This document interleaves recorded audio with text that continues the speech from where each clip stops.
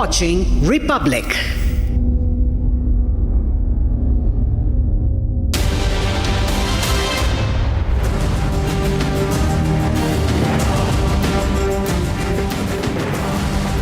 Hello and welcome. You're watching the Monday edition of This Is Exclusive with me, Shavan. Ladies and gentlemen, we put the spotlight on what's happening in Manipur.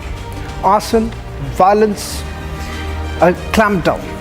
But it's also now resulted in a massive political turmoil for the N. Biren Singh government, with its longest standing ally calling it off. In fact, Meghalaya Chief Minister Conrad Sagma says that the government needs to take a relook at what's really happening on the ground. Hundreds of lives have been lost in the last several months from the time the ethnic violence began. Who exactly is stoking violence in Manipur?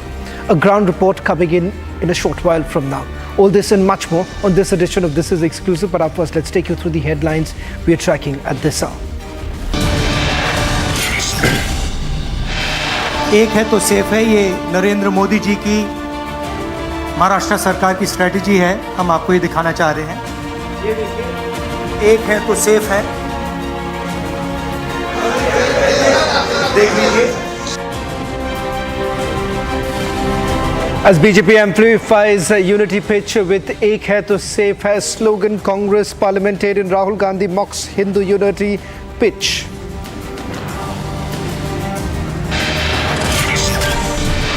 Muslim appeasement by Congress ahead of polls. Telangana Chief Minister Revant Reddy promises Telangana like Muslim quota in Maharashtra.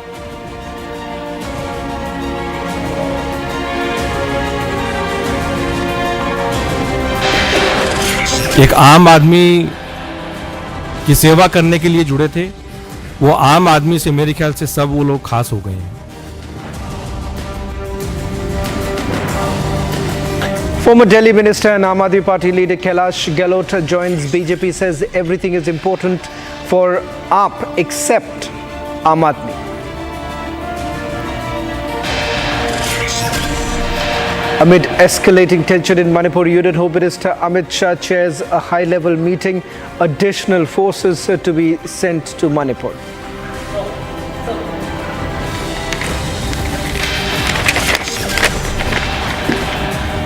Prime Minister Modi has arrived for the G20 summit in Brazil.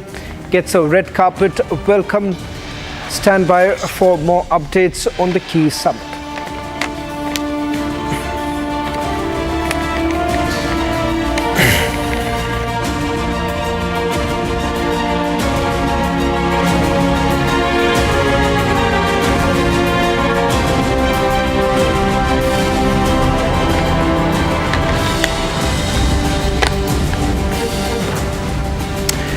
Before I take you through the ground reports coming in from Manipur, let me try and explain why the situation has worsened in the last few weeks. What's the trigger point? We'll try and establish this for you in a short while from now, while we take you through at least 5 such key issues that have been raised, and then we get you an exclusive ground report speaking to all the stakeholders in Manipur to give you a 360-degree understanding of the ethnic violence in Manipur. Let's first begin by taking you through the details now coming in of how it all started when there was the Kokumi ultimatum. Now, I'll stay with this Kokumi ultimatum, what exactly it is. Let's go back to number 1. That's the first one. Kokumi ultimatum is essentially civil groups now coming together, giving an ultimatum to the government that they need to really look into the issue. It all started when bodies were basically found at the Jiribam river. In fact, that included children's body that was found. Remember, those who were taken into hostage were basically Meiteis living in relief camps. And that is the reason why it led to a flashpoint between the Meiteis as well as Kukis. In fact, this also led to an encounter that took place in Jiribam, where at least 10 Kuki insurgents were killed. Let's take you through the second one. How exactly this happened? Demand for the withdrawal of AFSPA. Now, in fact, remember, last year at the same very point in time, AFSPA was actually withdrawn. It was reintroduced just about a few days ago, at least at 6 police stations. And the cabinet had basically appealed to the centre that they need to bring it, which would essentially mean a free hand would be given to the army. That's the demand that was essentially being made for the withdrawal of AFSPA. Let's take you through the third demand that came in.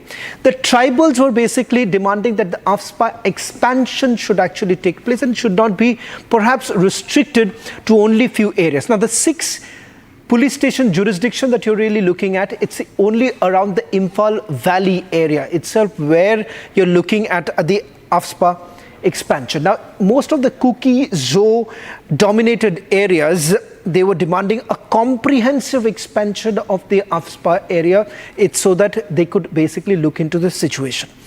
The fourth, let's just take you through what's the situation right now. Houses of ministers have been attacked in the area, which included BJP legislators, essentially showing the fact that the N. Biren Singh government in Manipur completely failing to control the situation. Their own legislators actually have been attacked. In fact, over the last 24 to 48 hours, the situation has even become more volatile. We'll take you through the ground report in a short while from now. Let's go to point number 5.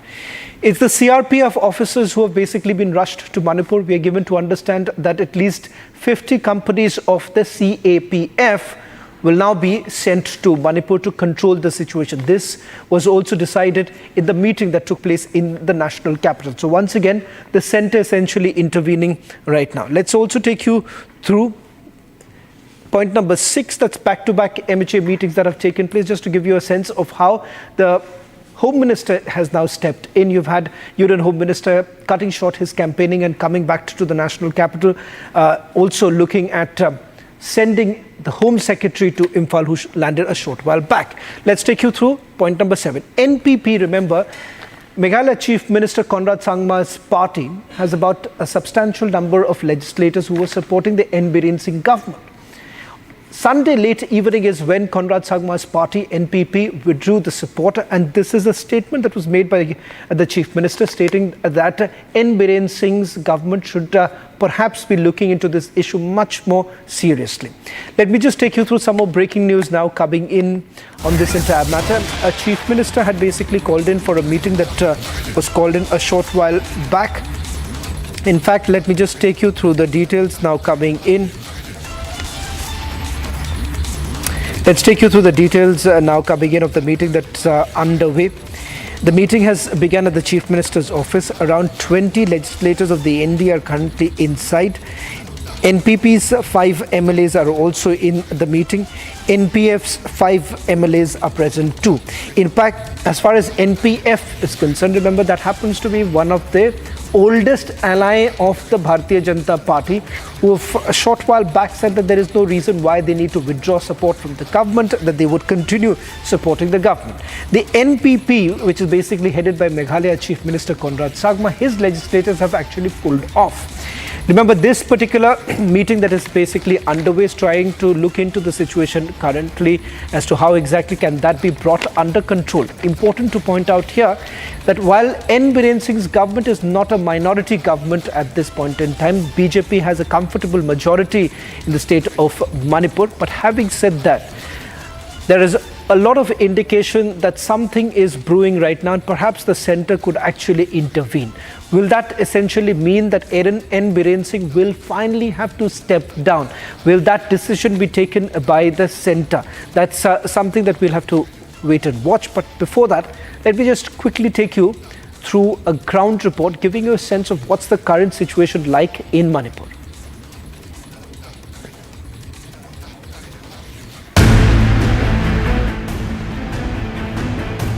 A day after ally NPP withdrew support to the Manipur government, Under Fire Chief Minister Biren Singh convened a high-level meeting to discuss the political fallout.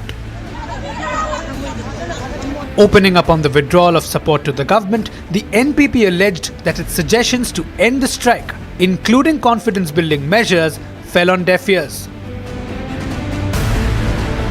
Yeah, we have decided that further because there does not seem any glimpse of normalcy being restored in the state with this present government. NPP Chief and Meghalaya Chief Minister Conrad Sangma also weighed in on the Manipur situation, calling for serious steps to restore law and order. We are hopeful that steps will be taken in the future to bring the situation under normalcy, and we as a party are there to ensure that whatever we can do to bring normalcy, we are there to work along with the different stakeholders, the people, and also government in case there is a situation that demands it. Republic exclusively spoke to the Manipur Congress Committee's president. Listen in. Yeah, this central government is not serious enough. So far, Honorable Prime Minister is not concerned about Manipur. He is not speaking, he is not visiting to Manipur. That's why we think that the central government is neglected by the central government, by the Prime Ministers. And also, whatever the measures taken up by these Amit Shahji, that is not satisfactory, that is not effective to control the present situation there. With the state up in flames after the recovery of the mortal remains of the abducted Meitei people, the pressure has been growing on the Chief Minister. Amid the political turmoil in Manipur, Republic also spoke to the NPF state president. As for the NPF, we have no comment on other parties. Whatever decision they took, they may have their reasons. But as far as NPF is concerned, we're one of the oldest aligned partner of the NDA. And we are continuing working with the NDA partners, both at the center as well as in the state. So for our party, we can say we have to work more seriously to bring solution whatever way. Meanwhile, security was beefed up outside the Chief Minister's Imphal residence after a mob tried to storm the property on Sunday. Additional security deployment was also made outside the Raj Bhavan after mobs and vandals targeted the houses and properties of several ministers and MLAs.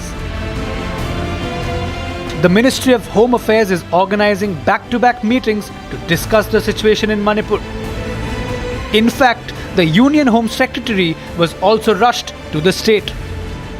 The crucial meeting called by Chief Minister N. Biren Singh has already started. Right now I am outside his residence in Imphal, and the meeting of the NDA leaders will deliberate on various topics concerning the state of Manipur. And as we report from outside the Chief Minister's residence, you can also see the presence of security personnel. We believe that CRPF DG might also attend the meeting. With Manipur on the edge and the chorus for the Chief Minister's resignation growing louder, it is yet to be seen what the future holds for the troubled northeastern state. Well, there's no doubt that N. Biren Singh's government is in for some trouble with the NPP pulling out. But some sigh of relief really coming in from India's longest-standing ally, the NPF. In fact, Minister in the government has spoken to my colleague Anirudh, essentially stating that this is not the time to play politics in this entire matter. In fact, he's appealing that all political parties should be coming together and solving the issue. Ladies and gentlemen, one of the biggest issues right now, or the concern, if I may say so, is with regards to how exactly would political parties deal with the current divide between the Meiteis and Kukis. Will both the communities be brought together, and if so, how? Take a look at this exclusive interview coming in from Imphal. You are one of the oldest ally of the NDA in the Northeast. So what is your stand and your view on the recent support withdrawal by the NPP, National People's Party? As for the NPF, we have no comment on other parties. Whatever decision they took, they may have their reasons.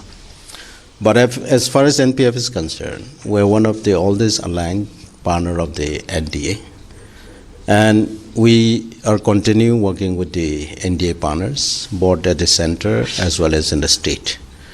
So for our party, we can say we have to work more seriously to bring solution whatever way. Nagas are also the largest tribal group as far as the state of Manipur is concerned, and in the ongoing ethnic clashes, Nagas are the one who had been seen always as the neutral party. So, had there been efforts from the various Naga civil society organizations as well as the NPF to reach out to both the communities so that a platform can be created where a solution, permanent solution, can be sought out?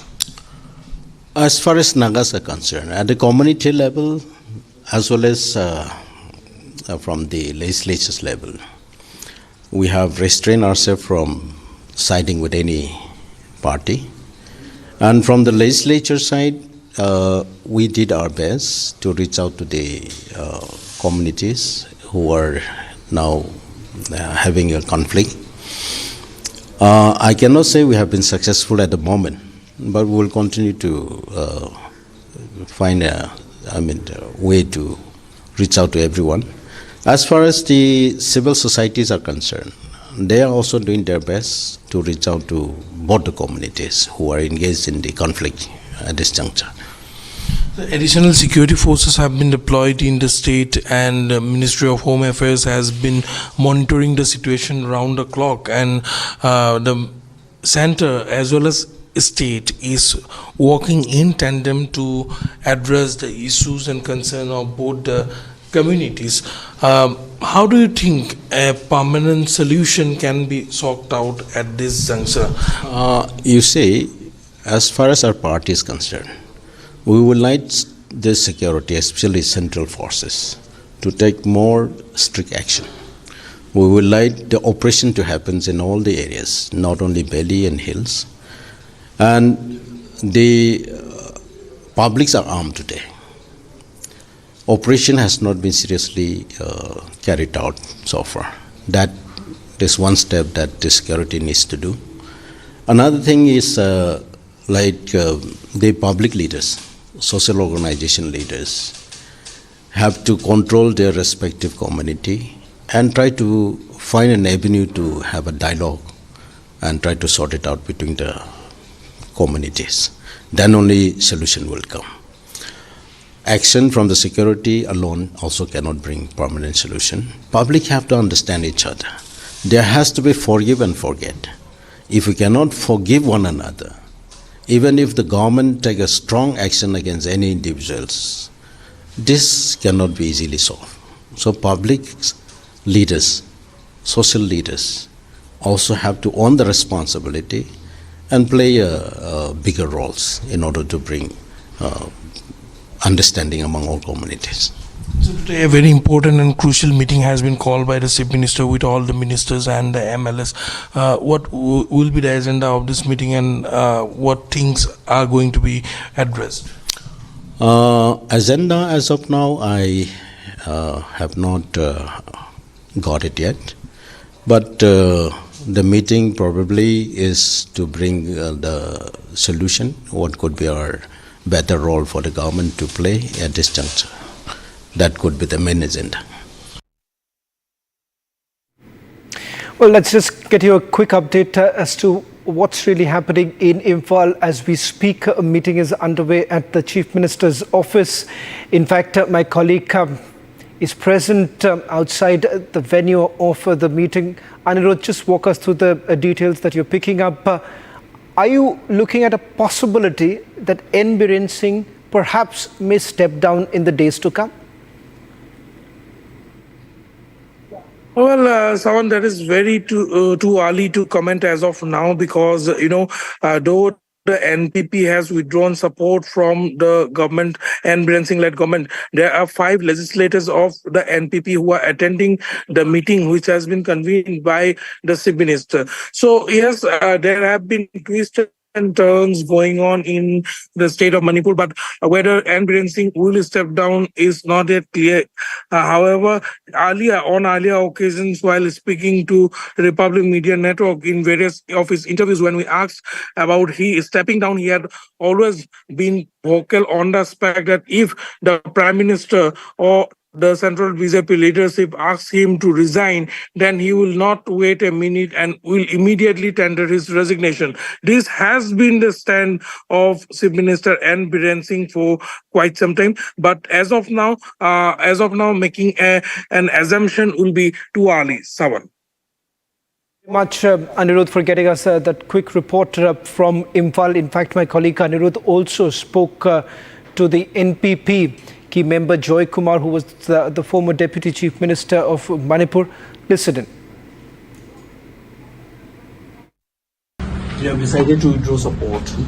Yeah, we have decided that further because there does not seem any glimpse of normalcy being restored in the state with this present government. That's the thing. On the other hand, things are going from bad to worse. That is the thing. But this does not mean, I'll say that, this does not mean that the party is not ready to help whichever government, that is the BJP government and the Biren or anybody else, if they want our assistance in restoring normalcy in the state in whatever form. In fact, since I have been the DGP Manipur in the very turbulent time, they may like to take benefit of my experience. But if that comes, the party will definitely be provide the assistance. That is there, but that's for the government to decide.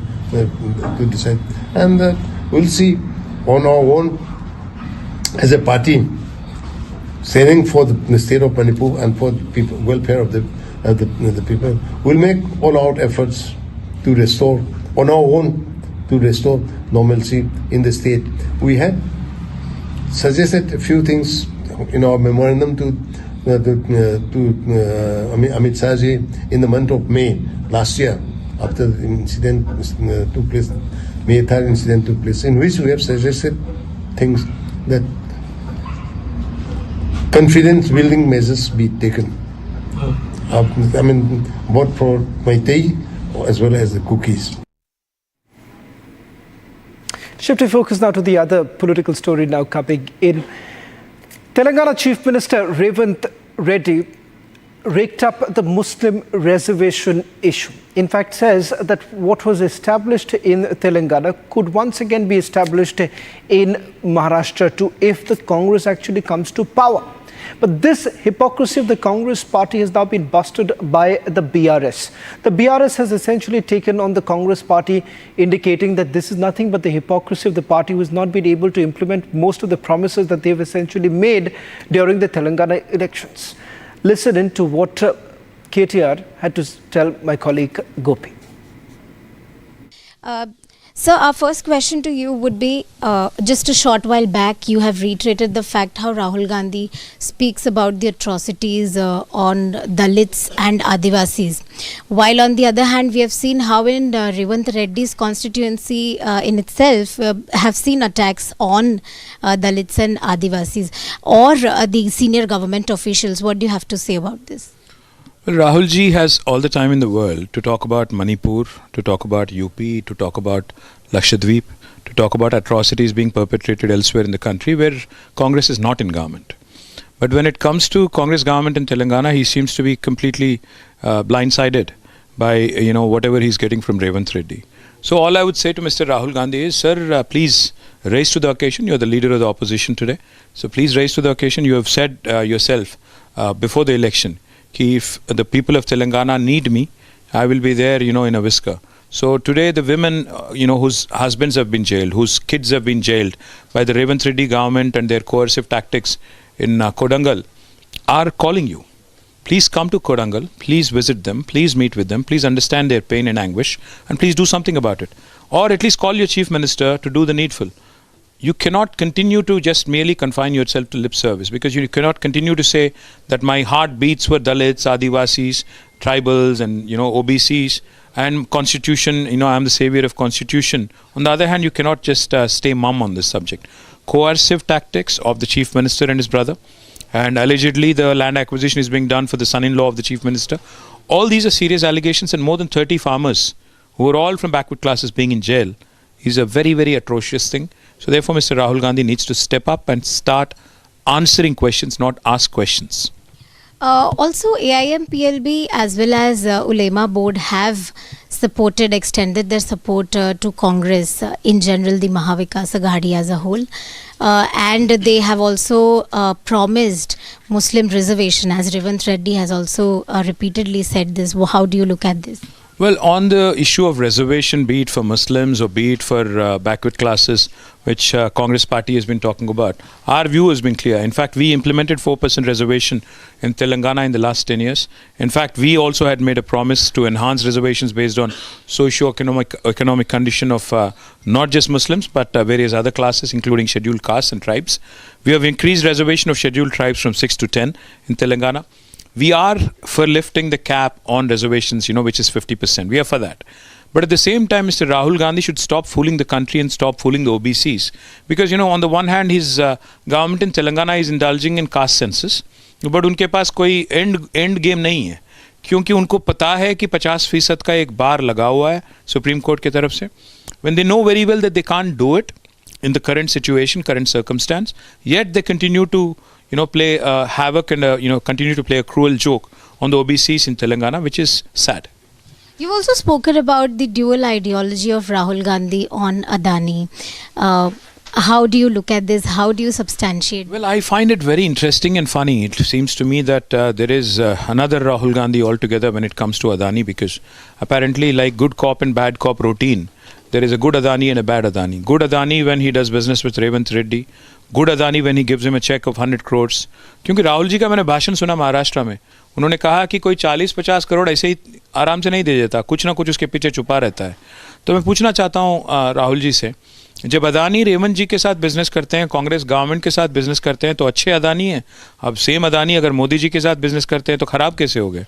और दूसरी बात मैं पूछना चाहता हूँ, धारावी में अगर 1 लाख करोड़ की प्रोजेक्ट अगर बात होती है तो उसमें आपको करप्शन नज़र आती है. जब मूसी में रेवंत रेड्डी 1,50,000 करोड़ से एक biggest scam in the making करते हैं पूरे हिंदुस्तान में, उसमें आपको कोई गलती नहीं नज़र आती. तो ये जो दोगलापन है, ये जो डबल स्टैंडर्ड्स है राहुल जी के, इसको पूरा देश भी देख रही है, हम भी देख रहे हैं. Final question, sir. You've called caste census, which is happening in Telangana, as a cruel joke. Can you please elaborate a bit for us? It's a cruel joke because, the end goal, which is supposed to be 42% reservation to the OBCs, as was promised by the Congress party in the BC declaration in Telangana, they know very well that it cannot be done in the current circumstance unless the constitution is amended.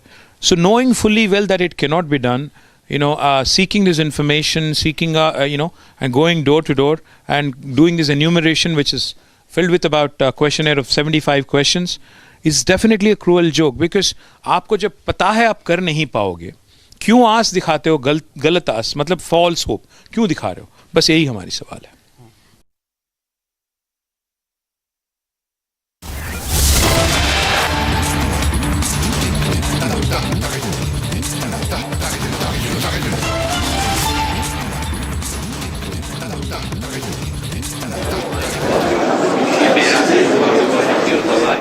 First session of the G20, a session which is basically underway in Brazil. A short while back, the Prime Minister's images also came in. Remember the big agenda after the session that took place in India with regards to giving voice to the Global South, an extension of what we see right now in the G20. These are the latest images now coming in from Brazil. Prime Minister seated next to President Joe Biden. Remember, this would be perhaps the last G20 summit for President Biden. And as the session essentially begins, would be looking into multiple challenges that the multilateral forum basically faces at this point in time with the changes in administration like the United States of America. And how exactly would the world be tackling with two key issues that they are looking at?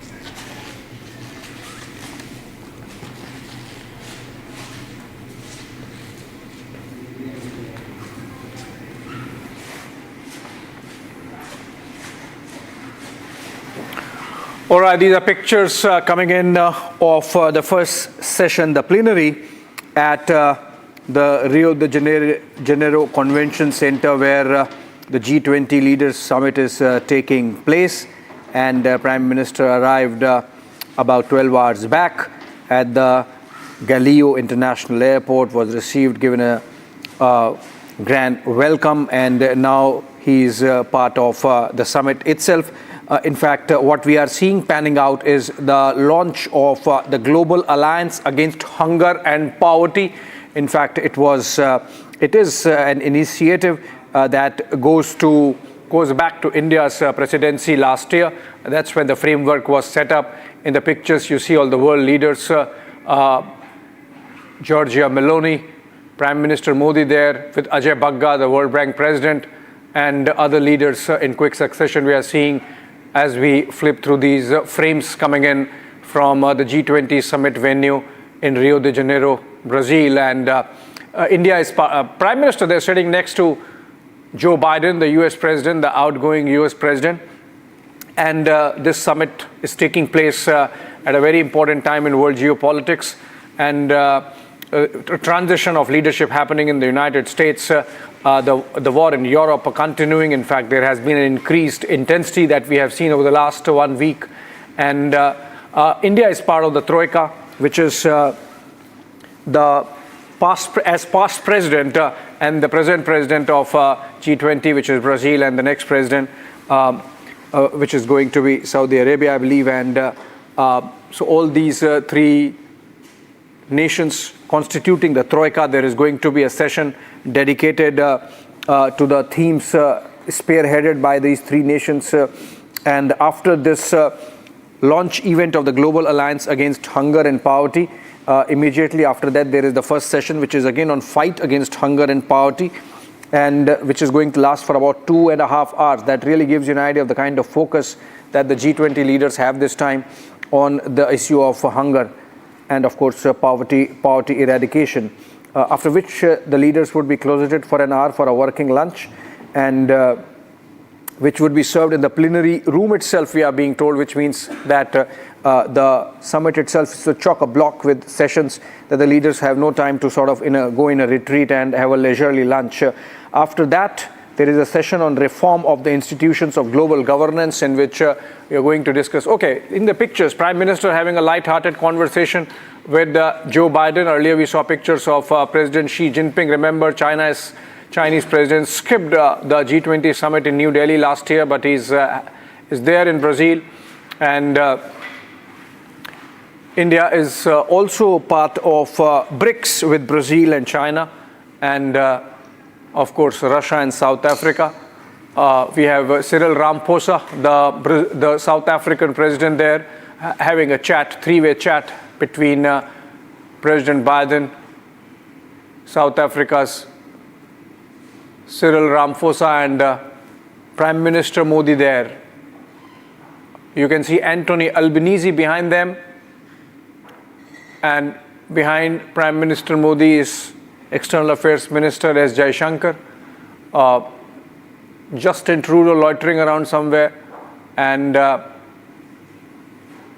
these are pictures coming in from Rio de Janeiro. So the second session after lunch is on reforms of the global institutions of governance, and that is going to go on for about 1.5 hours, after which there is time fixed for bilateral meetings of about 2 hours, in which Prime Minister would be engaging with these world leaders one-on-one. Then there is time again slotted for bilateral meetings. So effectively from about 3:30 p.m. Brazil time to 7 p.m., 4 hours slated for bilateral meetings. And that would wrap up the day insofar as the G20 summit is concerned for tonight. Brazil is about 8.5 hours behind in the Indian Standard Time, the Brazil time or the Rio de Janeiro time. And so what the pictures we are getting now, it is about 7:30 p.m. India time. So it should be about 11 a.m. Brazil time. And these are pictures coming in from the first session, the plenary, where the leaders gathered. Remember the kind of leadership India provided to G20 with a significant focus on global south and the G20 Troika actually is India, Brazil, and South Africa, and that's why you're seeing Cyril Ramaphosa in that animated conversation with Prime Minister Modi and President Biden.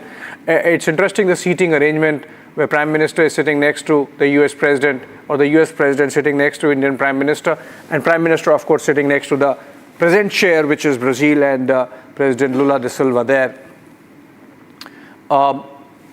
The kind of leadership India provided to G20 with a focus on Global South, the prioritization of Global South, which saw African Union, the AU, becoming a member of G20 with its 52 members, 52 member states, and this is the first time that African Union is part of the G20 as a full-fledged member. Other leaders there in the pictures, these are world leaders. So apart from the G20 nations, which is now G21 with African Union a member, there are international organizations that participate. So for example, the World Bank, the International Monetary Fund, the United Nations Secretary General is supposed to be there, and all these leaders deliberate on the global geopolitical, geostrategic, and geoeconomic situation.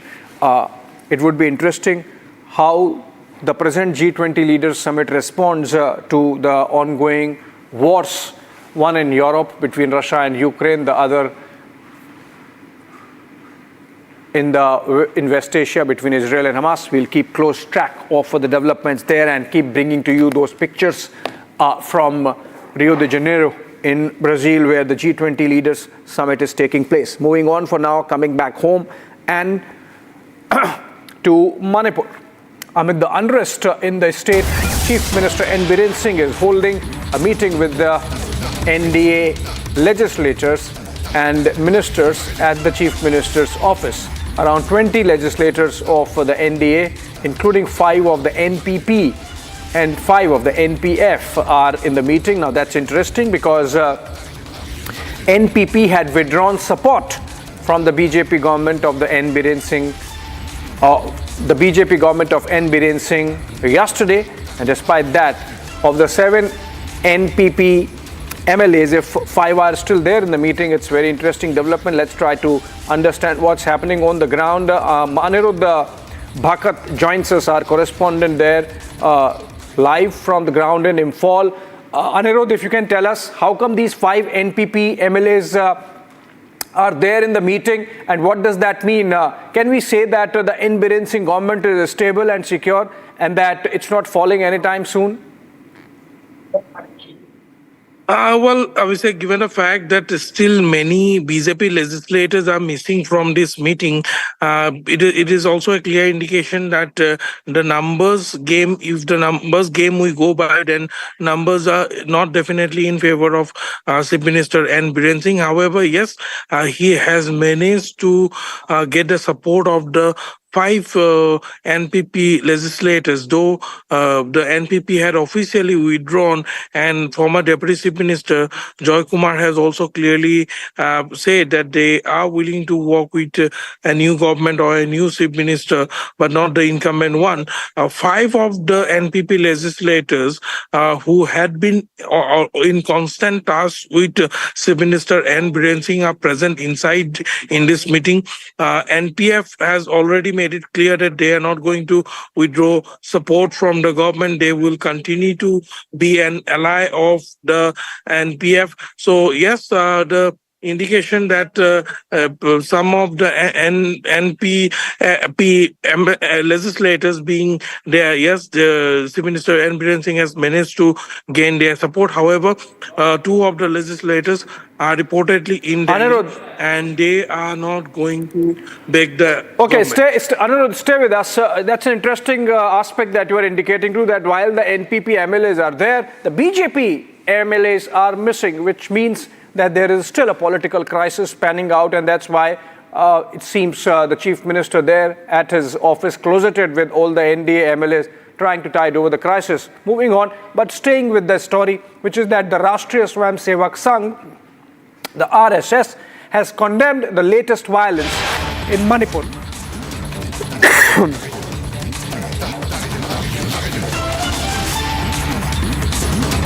RSS has condemned the unrest and asked for the government to resolve the conflict. In fact, the governments, which means both the center and the states. Center and the state. Okay, let's understand what's happening. The RSS said that this needs to be sincerely resolved and that both the governments should work in tandem. RSS sending across a strong message, it seems, Suesha, that it's not happy with what's happening on the ground. What's the sense you are getting from this development of RSS comment on the Manipur situation? Abhishek, first up, I'd like to take you through the latest details of the statement that has been made by the RSS, just to give our viewers also a sense that this is not the first time that they are calling out the situation in Manipur. In fact, it has been since 19 months that unrest continues to prevail.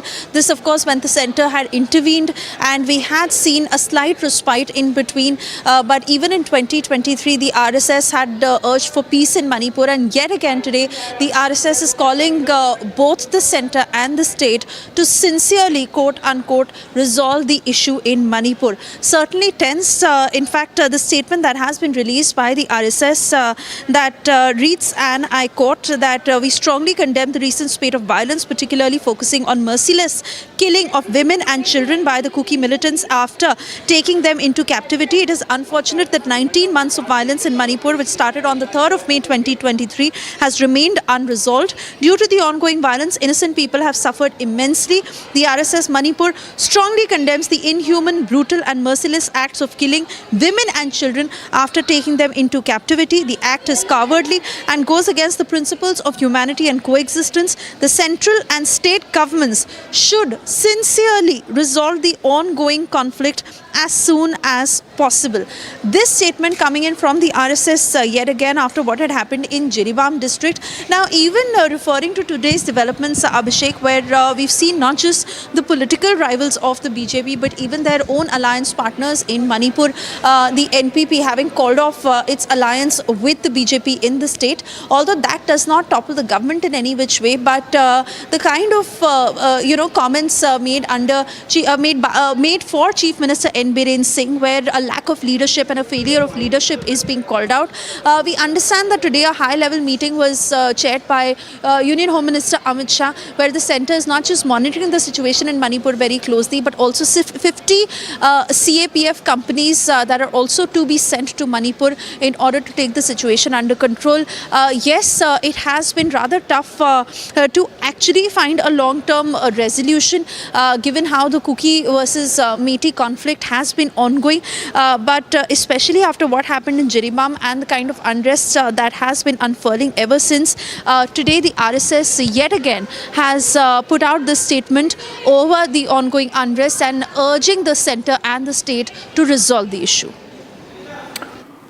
All right, thank you so much. That's a very clear and strong position RSS has taken, Suesha. And it seems a message is being sent across by the ideological mothership of the BJP that since the party is ruling both at the centre and the state level, they should come together and do something about this spiral of violence or unending spiral of violence in Manipur. Thank you, Suesha, for joining us. Moving on to a breaking news development coming in after Rahul mocked the Hindu unity call earlier in the day while addressing press in Mumbai. Chief Minister Yogi Adityanath of Uttar Pradesh has reiterated "Ek hai to safe hai" slogan. During a rally in Sahibganj in Uttar Pradesh, Yogi stated that the country became a slave when Hindus got divided. Now we have to remain united. Listen in to Yogi Adityanath.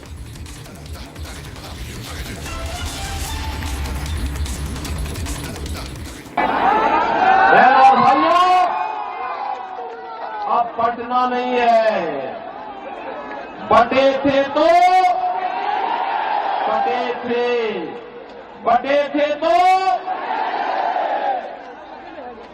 अब पटना नहीं, एक रहेंगे,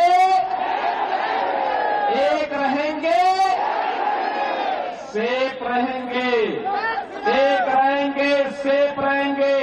न बटेंगे न कटेंगे, एक रहेंगे, safe रहेंगे। इस संकल्प के साथ हमें कार्य करना है और यही आह्वान करने के लिए आज मैं आपके पास आया हूं।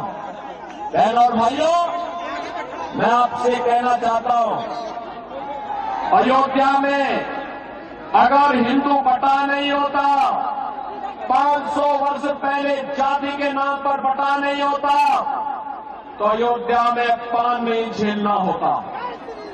अगर हिंदू बटा नहीं होता तो काशी में अपमान नहीं झेलना होता। हिंदू बटा नहीं होता तो मथुरा में अपमान झेलना नहीं होता।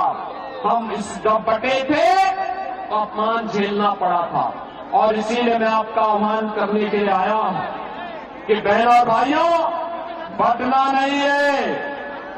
जाति के नाम पर बांटने वाले नेता समाज के दुश्मन है, देश के दुश्मन है। इनसे सावधान रहना है और सावधान रह करके एक भारत श्रेष्ठ भारत की परिकल्पना को साकार बनाने के प्रधानमंत्री मोदी जी के यहाँ आह्वान को आगे बढ़ाना है। विकसित भारत की परिकल्पना को आगे बढ़ाना है।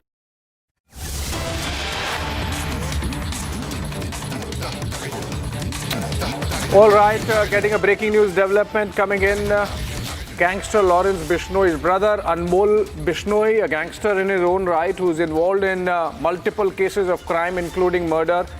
The latest one being of Baba Siddiqui, earlier of Sidhu Moosewala, has been detained by US authorities based on a request made by Mumbai police. Let's go to Shawan Sen for more details on that. Shawan, what more can you share with our viewers? Well, in fact, a Mumbai court had already issued a non-bailable warrant against Anmol Bishnoi. Remember, he's wanted in 2 cases registered by the National Investigation Agency. Apart from that, his name also surfaced during the investigation that was carried out in the Baba Siddiqui murder. Now, as far as Anmol Bishnoi is concerned, his name first surfaced during the Sidhu Moosewala case, which was being probed by the Punjab police. What we are given to understand is that he had fled from India on a fake passport and had entered Canada, and thereafter he was in United States of America. This is after a request that was made by the Mumbai police and the Interpol had essentially issued an RCN, and thereafter he has been arrested. We're being told that the Mumbai police is already working towards extraditing Anmol Bishnoi so that he could be brought back to India.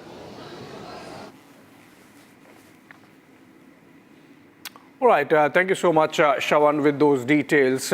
And with this, we come to an end of this bulletin. In fact, after a short break at 8 p.m, Super Prime Time Max. Join in Arnab Goswami as he takes you to 3 debates. One, the Sabarmati Report movie, which has been endorsed by the Prime Minister and which center stages the whole aspect of Sabarmati train carnage, beginning the 2002 spiral of violence in Gujarat, which was attempted to be hidden by the ecosystem in Delhi at that time.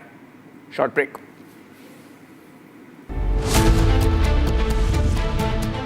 Maha flashpoint over Muslim reservation.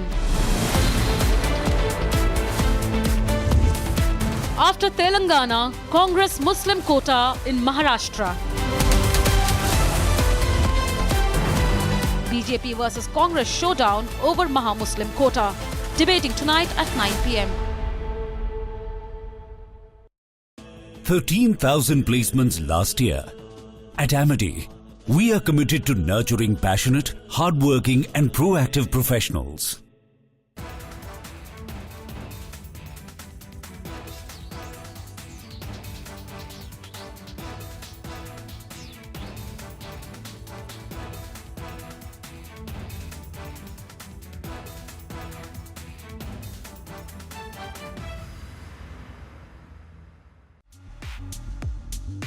In a huge blow to India's chances of making a good start to the Border Gavaskar Trophy series against Australia, star India batter Shubman Gill has been ruled out of the first test due to an injury, leaving India's already depleted batting resources looking even more sparse.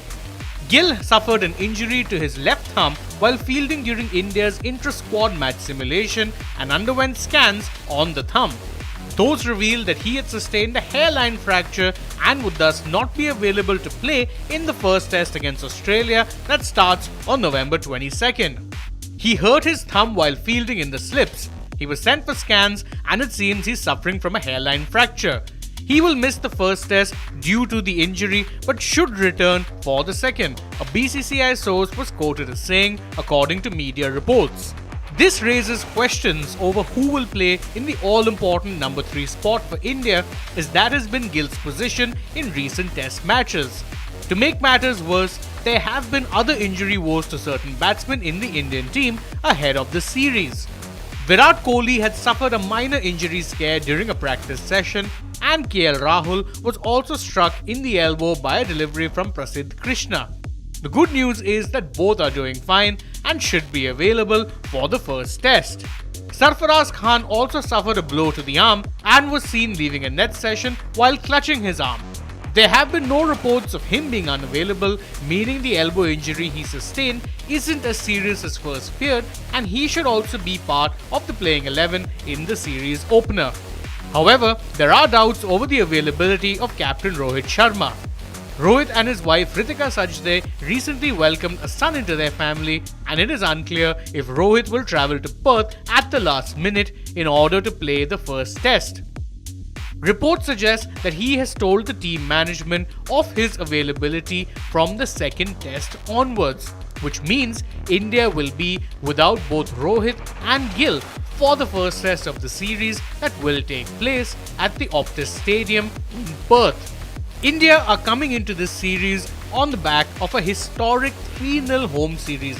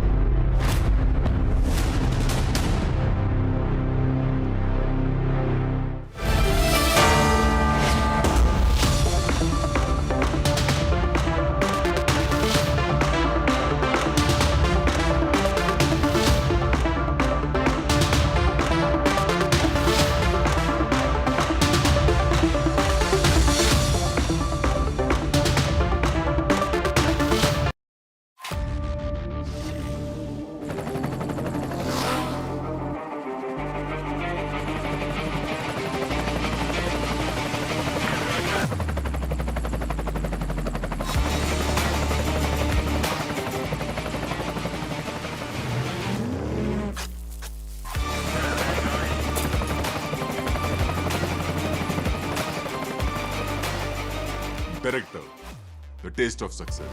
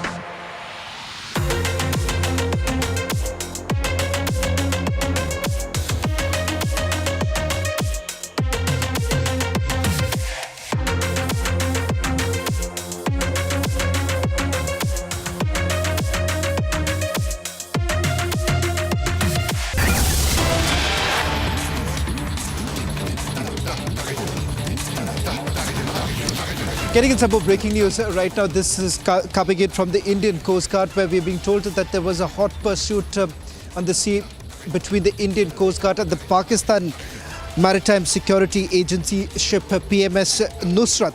In fact, we're being told that for almost 2 hours, PMS Nusrat was being chased by the Indian Coast Guard. This was an attempt that was made by the Pakistanis to capture Indian fishermen from the boat Kal Bhairav from Indian waters. In fact, ICGS Agrim was after the Pakistani ship for almost 2 hours to rescue the Indian fishermen. We're being told that the fishermen have finally been rescued, but an attempt that was made by the Pakistanis to arrest the fishermen on Indian waters, this was being thwarted by the Indian Coast Guard for over 2 hours. The Pakistani ship was being chased by the Indian Coast Guard. That's the latest now coming in. A short while back, a report that essentially came in from the Indian Coast Guard about this hot pursuit that was witnessed the Indian waters. Maha flashpoint over Muslim reservation. After Telangana, Congress Muslim quota in Maharashtra.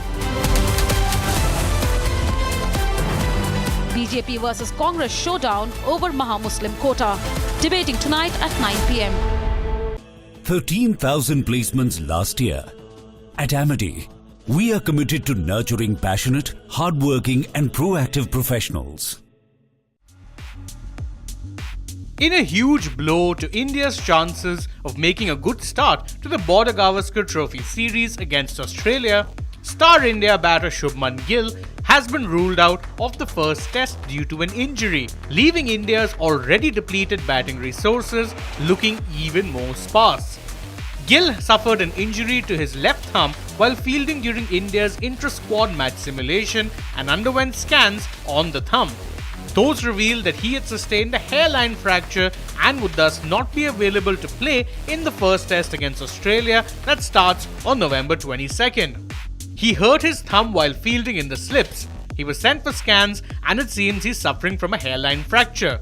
He will miss the first test due to the injury but should return for the second, a BCCI source was quoted as saying, according to media reports. This raises questions over who will play in the all-important number 3 spot for India, as that has been Gill's position in recent test matches. To make matters worse, there have been other injury woes to certain batsmen in the Indian team ahead of the series. Virat Kohli had suffered a minor injury scare during a practice session, and KL Rahul was also struck in the elbow by a delivery from Prasidh Krishna. The good news is that both are doing fine and should be available for the first test. Sarfaraz Khan also suffered a blow to the arm and was seen leaving a net session while clutching his arm.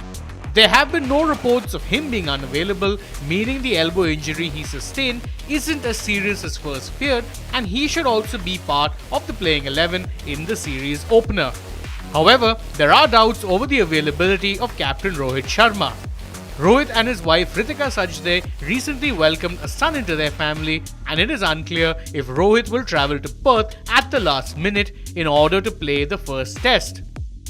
Reports suggest that he has told the team management of his availability from the second test onwards, which means India will be without both Rohit and Gill for the first test of the series that will take place at the Optus Stadium in Perth. India are coming into this series on the back of a historic 3-0 home series loss against New Zealand. This was the first time India were whitewashed in a home series in over 2 decades, and the first time that they lost all 3 test matches of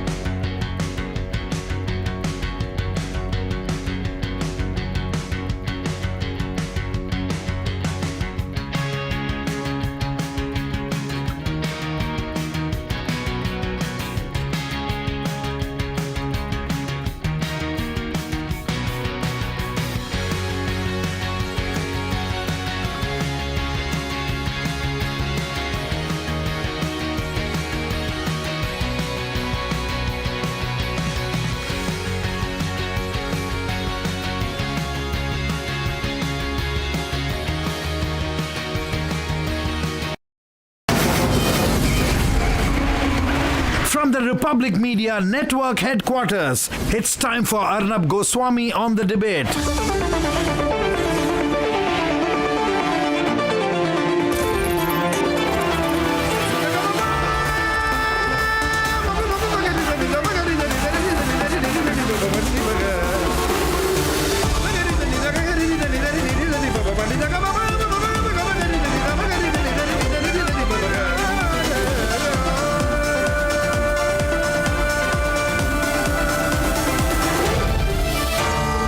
Arnab Goswami on the debate.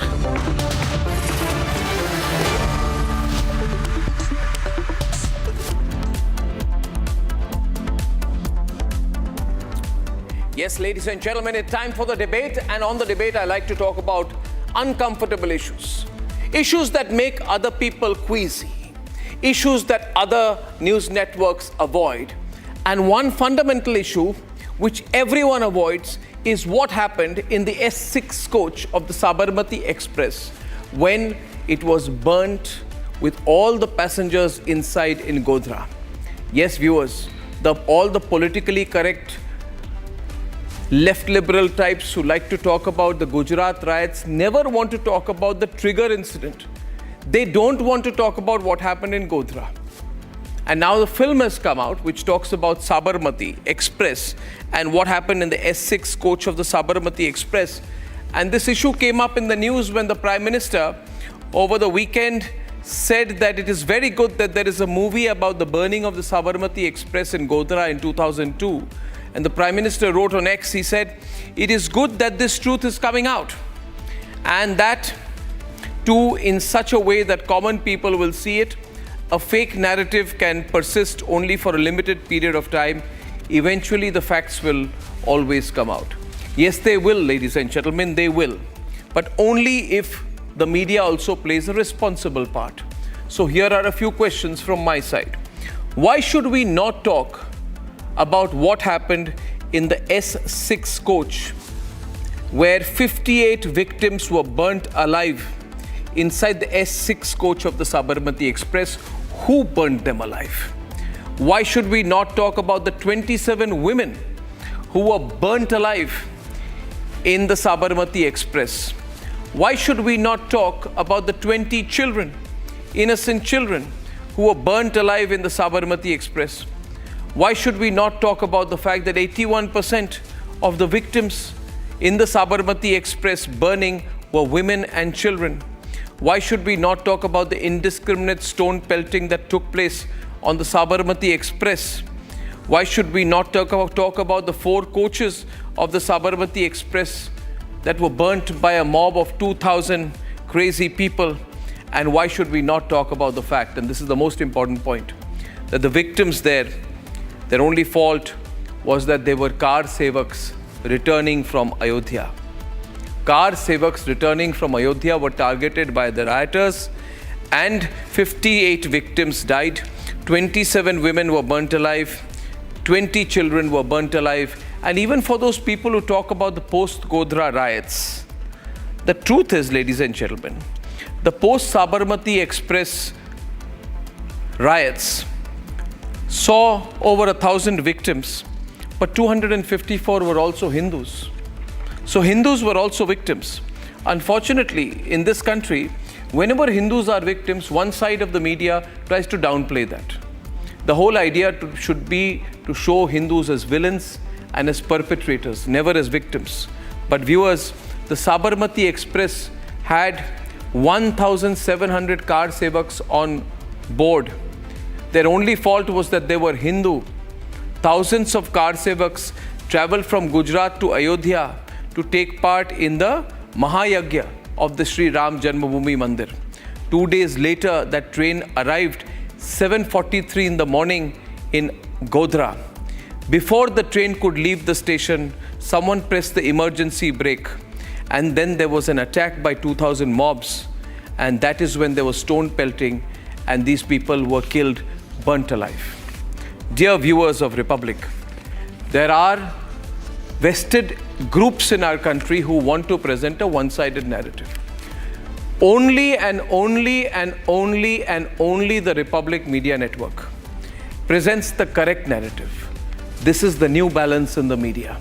This is the balance that is very much required, and that is my top debate tonight. Ladies and gentlemen, the truth of Sabarmati, I say, let's talk about Godhra.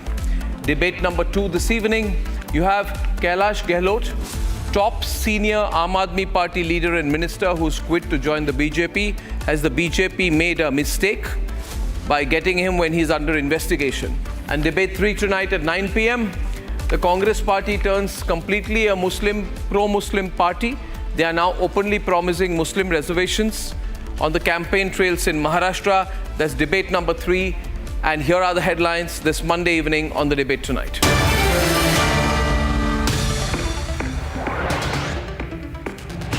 The Sabarmati Report, the film on the aftermath of the 2002 Godhra train burning incident, triggers the Godhra debate as the Prime Minister says the truth cannot be hidden in darkness forever.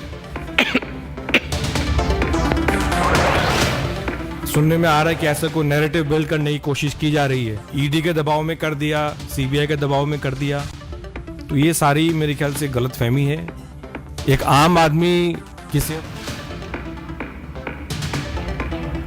Once an AAP minister and a very, very close aide of Kejriwal, Gahlot, under investigation, quits the Aam Aadmi Party and joins the BJP, saying that the Delhi government has failed to serve the Aam Aadmi. All this happening on the eve of the upcoming elections in Delhi. ये नरेंद्र मोदी जी की महाराष्ट्र सरकार की strategy है, हम आपको ये दिखाना चाह रहे हैं। ये देखिए, एक है तो सेफ है। As the BJP gains traction politically with the Hindu unity pitch, the call for Hindu unity saying ek hai to safe hai, ek hai to nek hai, Rahul Gandhi caricatures the demand for Hindu unity as he goes all out to consolidate the Muslim vote. The Congress party's Muslim reservation agenda hits 5th gear just 48 hours ahead of the Maharashtra elections. The party is now openly, after getting support from the All India Muslim Personal Law Board and the Ulema Board, now are openly talking about Muslim reservations if elected.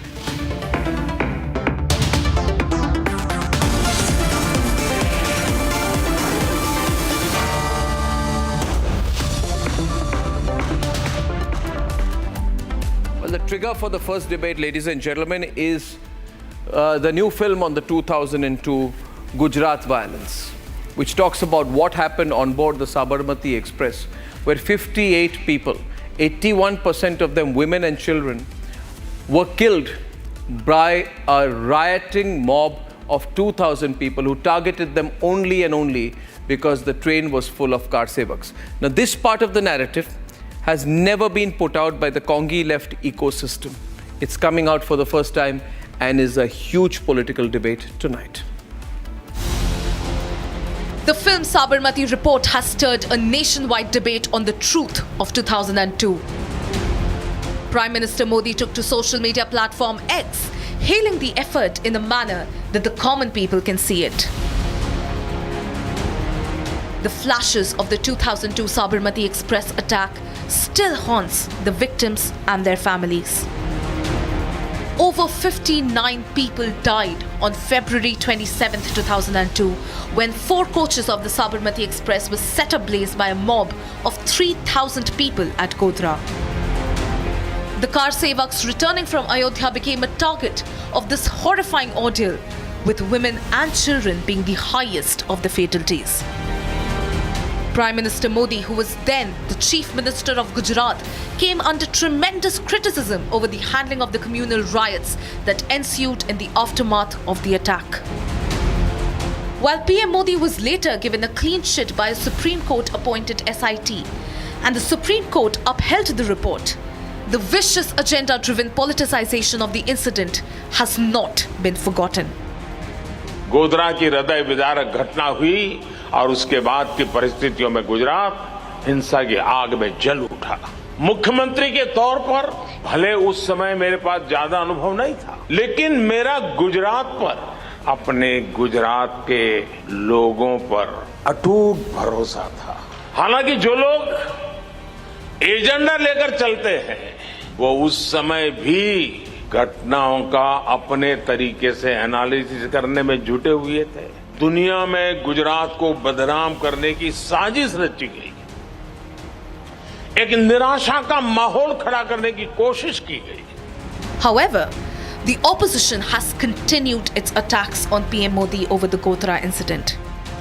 Gujarat दंगों का mastermind अगर कोई होगा तो मोदी जी हैं कि वहाँ होने वाले दंगों के बारे में उन्होंने कुछ नहीं किया, हालांकि दंगे फैलाइए, लोगों को मारिए, इस तरह का चीफ मिनिस्टर बोला है। Meanwhile, the BJP has claimed that after 22 years, the Sabarmati truth is finally coming out. इस मूवी के माध्यम से देश को एक सच्चाई पता चल रही है। उन लोगों को आखिरी एक कम से कम उनका क्लोजर रिपोर्ट है, उनके लिए भी एक शांति है और सच्चाई जो अब तक दबाई जा रही थी उसे हटता पर्दा भी देखना चाहिए और फिर तुम्हें सच पता लगेगा कि तुम्हारे देश का भविष्य कैसा है और कैसे तुम्हें अपने और अपने परिवार को आने वाले समय में बचाना पड़ेगा। As the lobby targets the discourse around the incident that unfolded in Gujarat in 2002, the biggest question remains: why is the lobby uncomfortable on speaking about the Sabarmati train burning truth?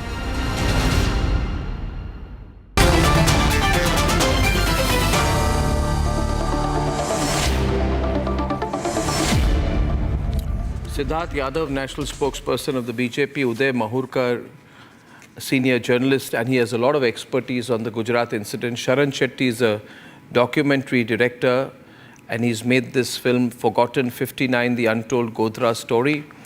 Ratnakar Tripathi is, of course, a senior Congress leader. Ghanshyam Shah will be joining us in just a while from Ahmedabad. He's a retired professor from JNU.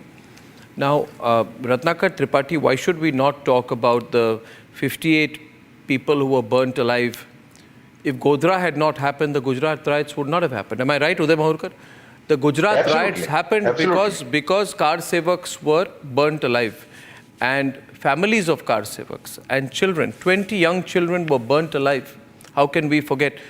This film has really brought that into prominence, and I think it's a great thing. It's fantastic. We should, ladies and gentlemen, hashtag talk about Godhra. Ratnakar Tripathi. My heartfelt condolence to the newborn, 10, 11 newborns who were burnt alive in Government Medical College at Jhansi in Uttar Pradesh because of the negligence by the state government and the, medical authorities there. I too won't forget this. Yes, you are talking about it, Dr. Goswami. You haven't stopped it. You are talking about it. You are talking about the half truth. Right? It just reminds me of the famous sentence, there were two vultures. One was having camera. That is what they are doing. They are just trying to encash the tragedy and pain. They are just trying to do something which they could have avoided. It is almost 22 years now, and everybody knows what happened. Everybody knows what happened. The matter is in the Supreme Court. The High Court awarded death penalty to 11 people, 20 life imprisonment, and they acquitted 63. Now the case in the Supreme Court. On the basis that they were burned alive and they are responsible. But you are saying that we should avoid talking about it? Why? Siddharth Yadav, the first response we have here is that why should we talk about it? This film should have been avoided. Do you call me for the grilling session? No, I asked you the question. You said something, and I said that I'm getting a response to what you said from the BJP spokesperson. They are celebrating one inhuman act with the detriment of the society. Let me respond. They are doing what they are doing. Yeah, sure, but I don't agree with you. I don't agree with you that these matters need to be buried under the carpet. It's not appropriate to do that. Let me speak, sir. Vikrant Messi is 37 years old, and the person, Mr. Sarna, if I am right, who directed this movie, started acting, the first appearance was in 2000. What have they done for the Sabarmati victims? For their families? What they have promised? Or what they have done? I don't know why you're so uncomfortable. I don't know why you're so uncomfortable. Siddharth Yadav is responding first to you, Mr. Tripathi. I see so much discomfort. No, 1 minute. When you say, allow me, sir, let me get the other side. The argument being made tonight by Ratnakar Tripathi, should I open the phone lines on it? Okay, let's open the phone lines. Controversial subject, but let's open the phone lines. Ratnakar Tripathi says these issues should not be spoken about. They should not be picked up. Again, you are spreading the lie. The people who are making movies on these issues are vultures. They should do something for them. Please, sir. And this is also part of that, doing something. No, this is not a part. Have they promised that if they will earn money, they will spend 40% on those victims' families? You don't want anyone to know about the massacre of Kashmiri Pandits. You do not want anyone to know about what happened in Sabarmati Express. When it was said that go back. Ladies and gentlemen, my question to you tonight is: should we openly talk about Godhra? Should we openly hashtag talk about Godhra? Siddharth Yadav's turn, please, to respond. Siddharth, you heard him. Arnab, I'm failing to understand that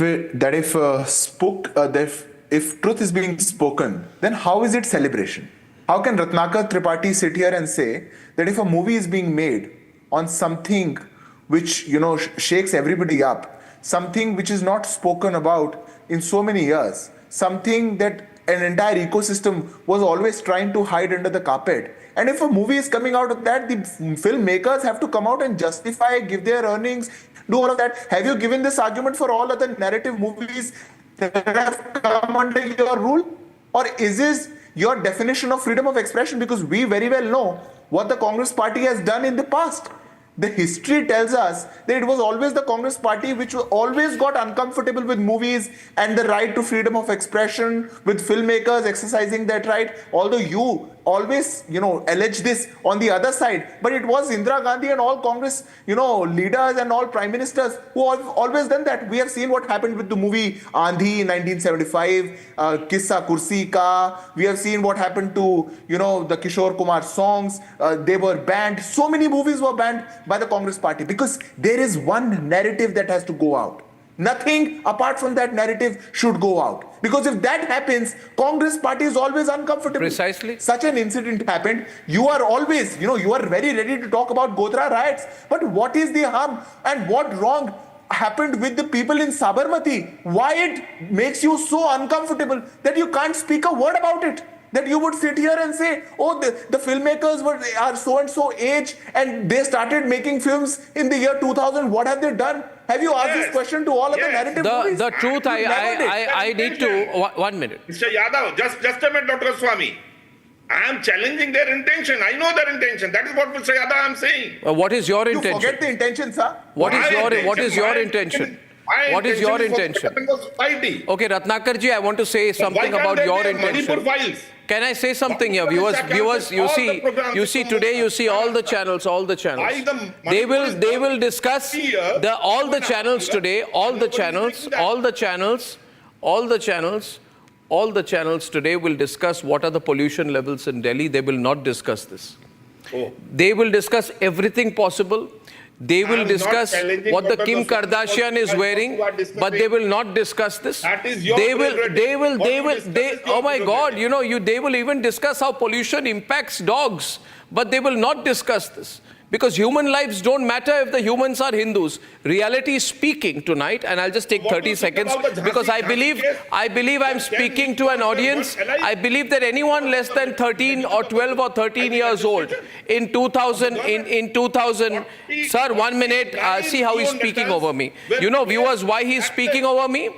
You know why he's speaking over me, viewers? Because he's afraid that in 2024 I will speak the truth. Now let me tell you something and just be quiet for a minute. Sir, I'll tell you one thing. I was in television in 2002 also. I'm not a newbie. And I can tell you there was a direct attempt at portraying only one side of the reality, at making Hindus look like the perpetrators and Muslims as the victims. I'm not saying Muslims were not the victims, but Hindus were the first victims. Now, what happened? How did the Gujarat riots happen? In 10 seconds, I'll tell you, viewers. There is a train full of 1,700 car sevaks coming back, traveling from Gujarat to Ayodhya. They are going for the Sri Ram Janmabhoomi. It's called Purnahuti Mahayagya. Okay. Then the train arrives at Godhra station at 7:43 a.m. on 27 February 2002. Before the train leaves the station, in a well-planned way, somebody pulls the emergency brake. Then many people pull the emergency chains. We are all here, we all know what happened. The train stops. Where does the train stop? The train stops, as Uday Mahurkar will tell you, in an area dominated by Muslims. Then 2,000 Muslim mob comes to the train. Okay? There is a lot of planned stone pelting and planned attack. 4 railway coaches are set ablaze. All the passengers are trapped inside. These people, this Muslim mob knows there are children, they don't care. The Muslim mob knows that there are women, they don't care. And I'm not among those people who will say, you know, minority community, sensitive words. I will say Hindu-Muslim because it is a fact that it was Hindu-Muslim. 58 people died. And for viewers, 22 years, the tragedy is Uday Mahurkar. We are too embarrassed to say, how did the Gujarat riot start? Because Muslims burnt Hindus alive. Because a Muslim mob burnt Hindus alive. Because a Muslim mob burnt Hindus alive, and 20 Hindu children also died. And Ratnakar Tripathi will tell you, be a good Hindu. Don't talk about these things, Arnab. Be a good Hindu. Good Hindus don't talk about why Hindus are killed. More Hindu than you. Shame on you. The Godhra truth scares you. Uday Mahurkar is on the debate. Let's, ladies and gentlemen, talk about Godhra. Talk about Godhra. Force them to talk about Godhra. And Uday Mahurkar is on the debate. Uday Dada. You yourself will be ashamed one day. I was present in the hospital in Ahmedabad where the bodies were brought after postmortem from Godhra. From that point onwards, I know the entire story. I have been to that Signal Falia, from where the Muslims came and burned the train. There were not 1, 2 attacks on the train. One at around 8 o'clock in the morning, another at 11:30 in the afternoon, in the forenoon. There are 2 attacks on the train by the same crowd, and this has been told to me by the Railway Protection Force officers who were deployed there at the time of second attack. There were slogans being shouted from the mosque, Islam khatre mein hai, kafiro ko kaat dalo. This is on record. And for 10 years, till the judgment came in 2010, there was an attempt by a section of people in the media, a large section of people in the media, by the left lobby, by the Islamist lobby, to show it as an accident. There are in the first attack, which was around 8:15, there was a crowd of 500 people. 500 Muslims were there, fully armed.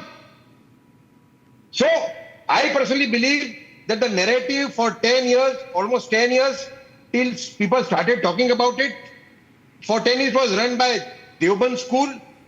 Deoband School, because the people who attacked this train were all Wahhabis, they were all Deobandis, Tabligh Jamaat people. And the entire narrative was run by Deoband till 2010. After 2010, after the judgment came, there was some talk about actually what happened. And in the last 10 years, there have been about 2-3 attempts to present the truth. This is the final attempt. There have been 2 more attempts earlier. One in the form of a writer called Manmat Deshpande. He has written a very nice book on this. There was one film in which Manoj Joshi was the actor. And then I think Sharanya Shetty also made a very good attempt, So this is the 3rd or 4th attempt on this, But then you made a very good point, Arnab, that people who were only 10 years old at that time, they should know the truth. How politics was played on the dead bodies of 59 Hindus. And for 10 years, there was an attempt to ensure that people forget the Godhra episode and they don't forget the reaction to it, which was in the form of unfortunate attacks on the Muslim community. I tell you this, Uday Dada, look at it like this. I don't know the details, and I want to go to Sharan because he's done a very, very brave and great job, I think, of doing a documentary on this. I know it's difficult. It's like, given the whole ecosystem would be against a young documentary filmmaker like Sharan, I think he's done a great job. And today, other people are making more commercial films, of course. But before I come to Sharan, and Sharan, remember you've been called a vulture by Ratnakar Tripathi earlier in the program. People like you who speak the truth according to Ratnakar Tripathi are vultures. But be that as it may, viewers, one statistic from me. I believe that anybody below the age of 34, 35, anybody below the age of 34 or 35 would not have a living memory of what happened in Godhra, because let's say somebody born in 1990, right, would probably be around 34 years today. Probably Sharan himself is younger than that. The point is that anyone 35 or under in this country would not have a living memory of Godhra. What will they read? They will read the left liberal media and say, oh, you know, Hindus are the perpetrators and Muslims are the victims. We need to correct that. Sharan, your thoughts on this film, what you've done, and the comments of Ratnakar Shetty that you heard earlier. Arnab, good to be with you. And I would like Mr. Tripathi to understand that I don't represent the commercial film, but I represent a documentary where we have documented the voices who have been survivors themselves and the families of the victims who actually lost young children and women. And just for your information, Mr. Tripathi, this vulture was 5 years old when this incident happened. And I come from the south, and I have no relation to Gujarat whatsoever, except the fact that I believe that this carnage, and I use the word carnage, was deliberate and it was pre-planned. And this is not me saying this, Mr. Tripathi. It was the Nanavati Commission which has said this. Because before I ventured out to do this, there are two questions that I asked. One is, what does the Nanavati Commission actually say in detail? Which actually goes to prove that very few panelists have knowledge of what the Nanavati Commission has said, because there is a complete detailed document. And what about the Banerjee Commission report, which had actually falsified this as an accident in the first place? So secondly, Arnab, just as an academic curiosity, my research question was simple. When I was researching about this, and this was around the time of the Prana Pratishtha at Ram Mandir, remember that all these people were going to Ayodhya and they were returning from Faizabad. It was known as Faizabad back then. These people were nowhere involved in any of these things. And why would women and children be targeted, right? The first thing that I did was to Google about these people, and there was only one article by Mr. Gopal Goswami who had written for First Post, and he had disclosed the names after 20 years. Imagine that these 59 people, and many of whom cannot be identified today also, their names were only disclosed after 20 years. So I will end this debate if Mr. Tripathi can tell me why not a single person was interviewed in 22 years. And this was the first time that I documented as somebody in my 20s who had barely any knowledge of what this incident was about until I grew up and read about it, right? So I would urge everyone to watch it. It was from their mouth directly. It is not a social commentary. What these people want is catharsis. They want a closure. They want their families to be remembered. They want their sacrifices to be remembered. And they were targeted very, very brutally. And there was no closure for them. Where was the media around it? I'm not angry or bitter with the media that they covered what happened in the aftermath. Okay, even that should be done. Every victim who suffered in any carnage or riot should be equally condemned. But will you actually evade the question that nothing was actually questioned about this, and why were these people not interviewed even once? Arnab, more than that, Arnab, I would like to step in here. There was a very planned attempt by a left section of the media, which was under the influence of left ideology, Islamist ideology, to entirely misrepresent the incident as an accident. And it continued for years. In 2006, Lalu Prasad Yadav, as the railway minister, set up the Banerjee Commission, Safety Commission, Railway Safety, under the Railway Safety Act, to prove that this was an accident. And mind you, I was with India Today at that time. I still very distinctly remember any reporter coming from the English media, particularly coming from Delhi, his first thing was to go to a newspaper called Gujarat Today, which was being run by members of the Muslim community, and take all the facts from them, and not to even look at the VHP office. VHP was handling the bodies of the victims. They were handling this side, Hindu side, you know. So their duty was to go to Muslims also as well as Hindus. But all the reporters who were coming from Delhi, they were going to the Gujarat Today office, which was a newspaper which was running the Muslim narrative. So this was I think, the biggest conspiracy I have ever come across.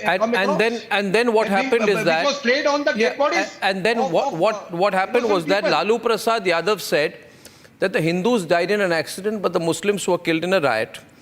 And then Congress leader Ahmed Patel conspired allegedly with Teesta Setalwad, right, to try and frame Prime Minister Modi, who has been cleared by the Supreme Court appointed SIT. Then Teesta Setalwad was given the Padma Shri by the Congress party, and Ahmed Patel became political secretary to Sonia Gandhi till 2017. Then R.B. Srikumar and Sanjeev Bhatt fabricated evidence to frame different people, and the SIT affidavit said that at Ahmed Patel's behest, Setalwad got 3 million rupees post the Godhra riots in 2002 and used to come to Delhi to meet the prominent leaders of a particular political party. And now you say that Sharan Shetty is a vulture. But the Congress party organized a public screening at a beach in Tiruvananthapuram to put out the BBC documentary targeting Narendra Modi. Yeah, nobody wants to hear the truth. No. Just a minute, Dr. Goswami. No, left media went berserk on the BBC documentary. 2010, let's talk about Godhra, ladies and gentlemen. Let's openly talk about it. You see, nobody talks about these things. Let me step in here. In 2010, I did a story in human rights.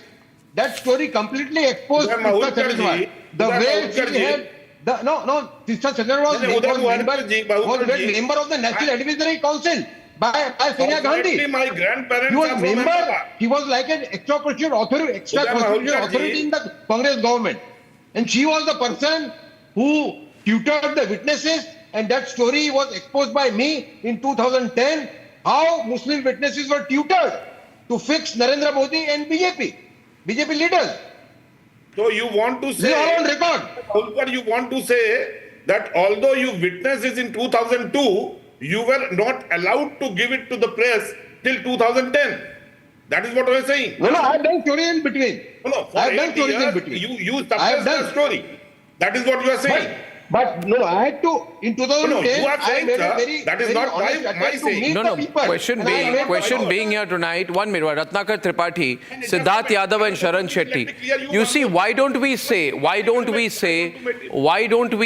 since you use the word genocide so loosely, why don't we say that the Gujarat riot started with the act of genocide against Hindu pilgrims by a Muslim mob? Correct the history, no? Yes. Am I asking for too much? Am I saying something wrong? One more thing, Arnab, one more thing. Now you are speaking Mr. Narendra Modi, I was with him in his campaign in 2002 also, soon after the riots. He used to always say what happened at Godhra was wrong, what happened after Godhra was also wrong. While Congress was saying, forget Godhra, remember post-Godhra. My question goes to Sharan and Siddharth want to come in. I saw Siddharth raise his hand there. Siddharth. I want to make one point. Siddharth Yadav. He's saying something. Ratnakar Tripathi. Let me get the two other gentlemen in. Siddharth, please. Arnab, what is fascinating to note today is that the Congress senior leader who's sitting here is finding it, I pity him rather, it's finding it so difficult to speak out the truth. He's getting so uncomfortable when you are stating facts, when the senior journalist on the panel is also stating facts.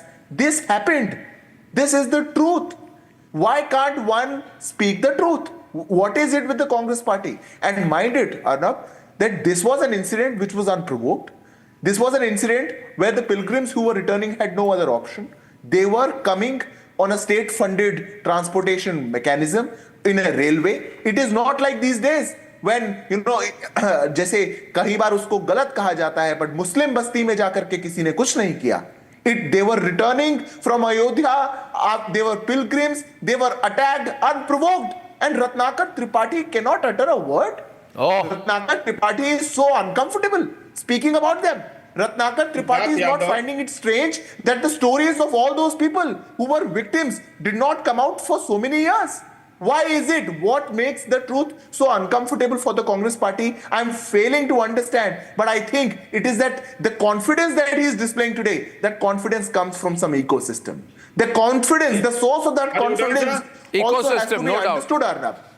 And that confidence with which he is sitting and denying the truth blatantly, that confidence has stayed for long. But I feel today it is time, and I find it I'm fortunate that such discussions are happening. And I thank you that we are finally opening that discussions and we are openly talking about this. Filmmakers have the courage to come out and speak the truth.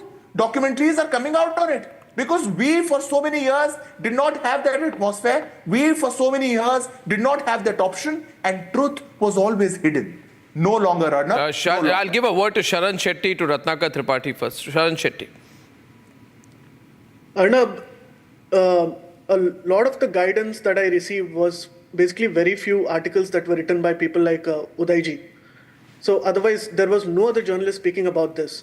Secondly, if Mr. Modi, being a part of the BJP, can condemn any violence that has happened and any loss that has happened, regardless of their religion or their caste, why can't opposition leaders also do the same, is my question. At the end of the day, these lives were lost. I spent almost 3 months in Gujarat, Arnab, with my own money. I'm barely 3 years into journalism, okay? I don't have a lot of savings. I put everything because I saw that these stories were not told, and it had to be told in video because nobody reads these days, okay? And there was a woman who I met, okay? Her husband was burnt alive there. It was, see, everybody talks about a post facto closure, okay? Now you can come and do all the sermons saying that this is all done, let's move on and all of that.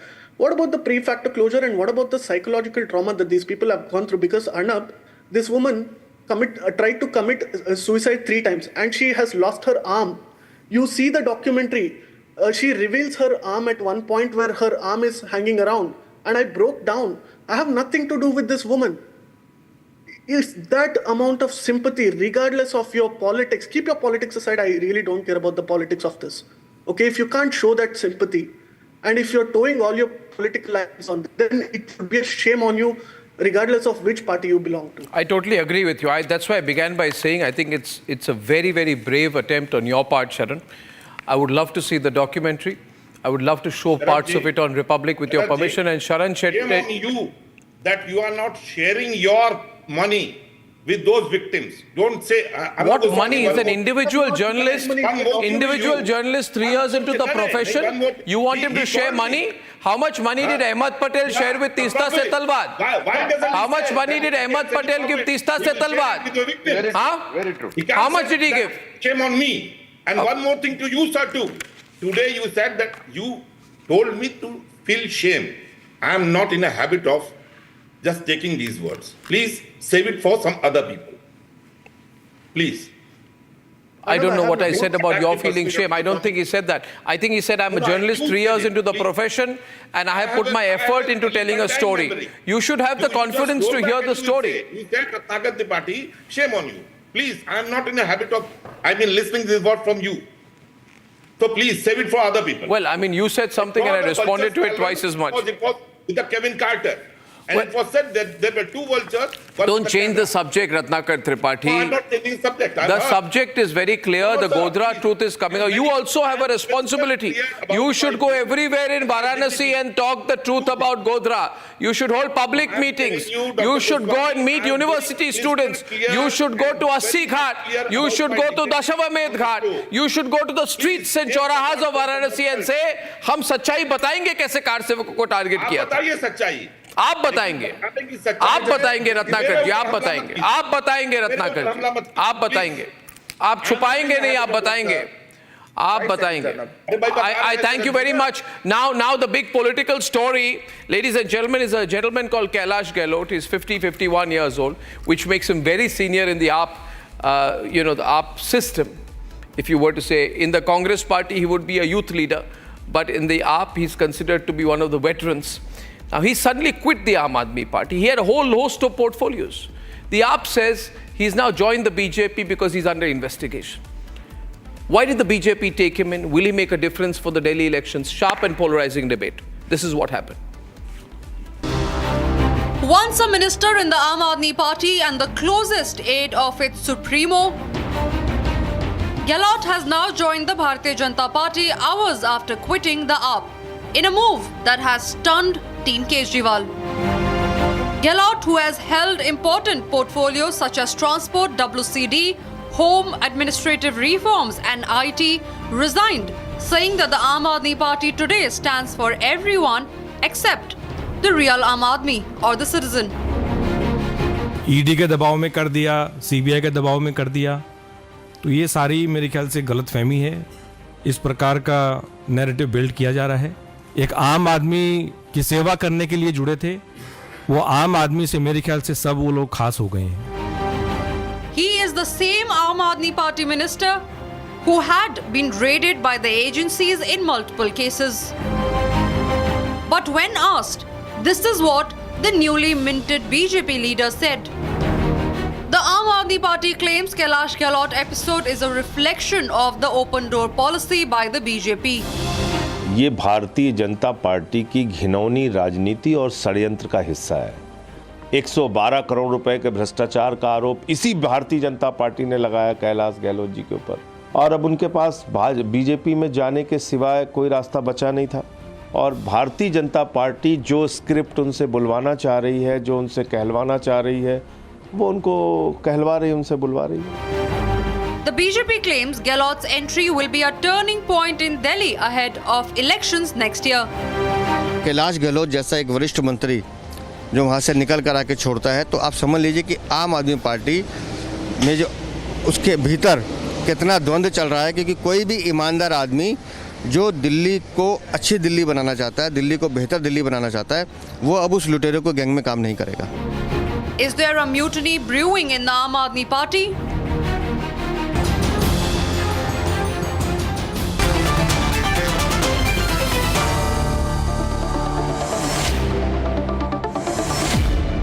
Gupta, national spokesperson of the Aam Aadmi Party. What Kailash Gahlot says in his letter should be focused on, Reena.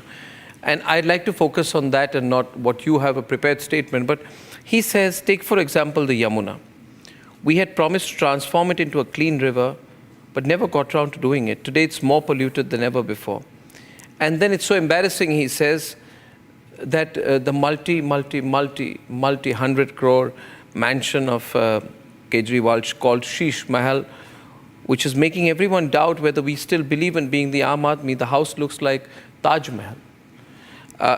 Reena, you know, you've got to look at these things. You can't be over-defensive, you know? And he's a really important person in your party. Ye angur khatte hai, grapes are sour approach will not help you. Reena, why are these people leaving your party? Good evening Arnab.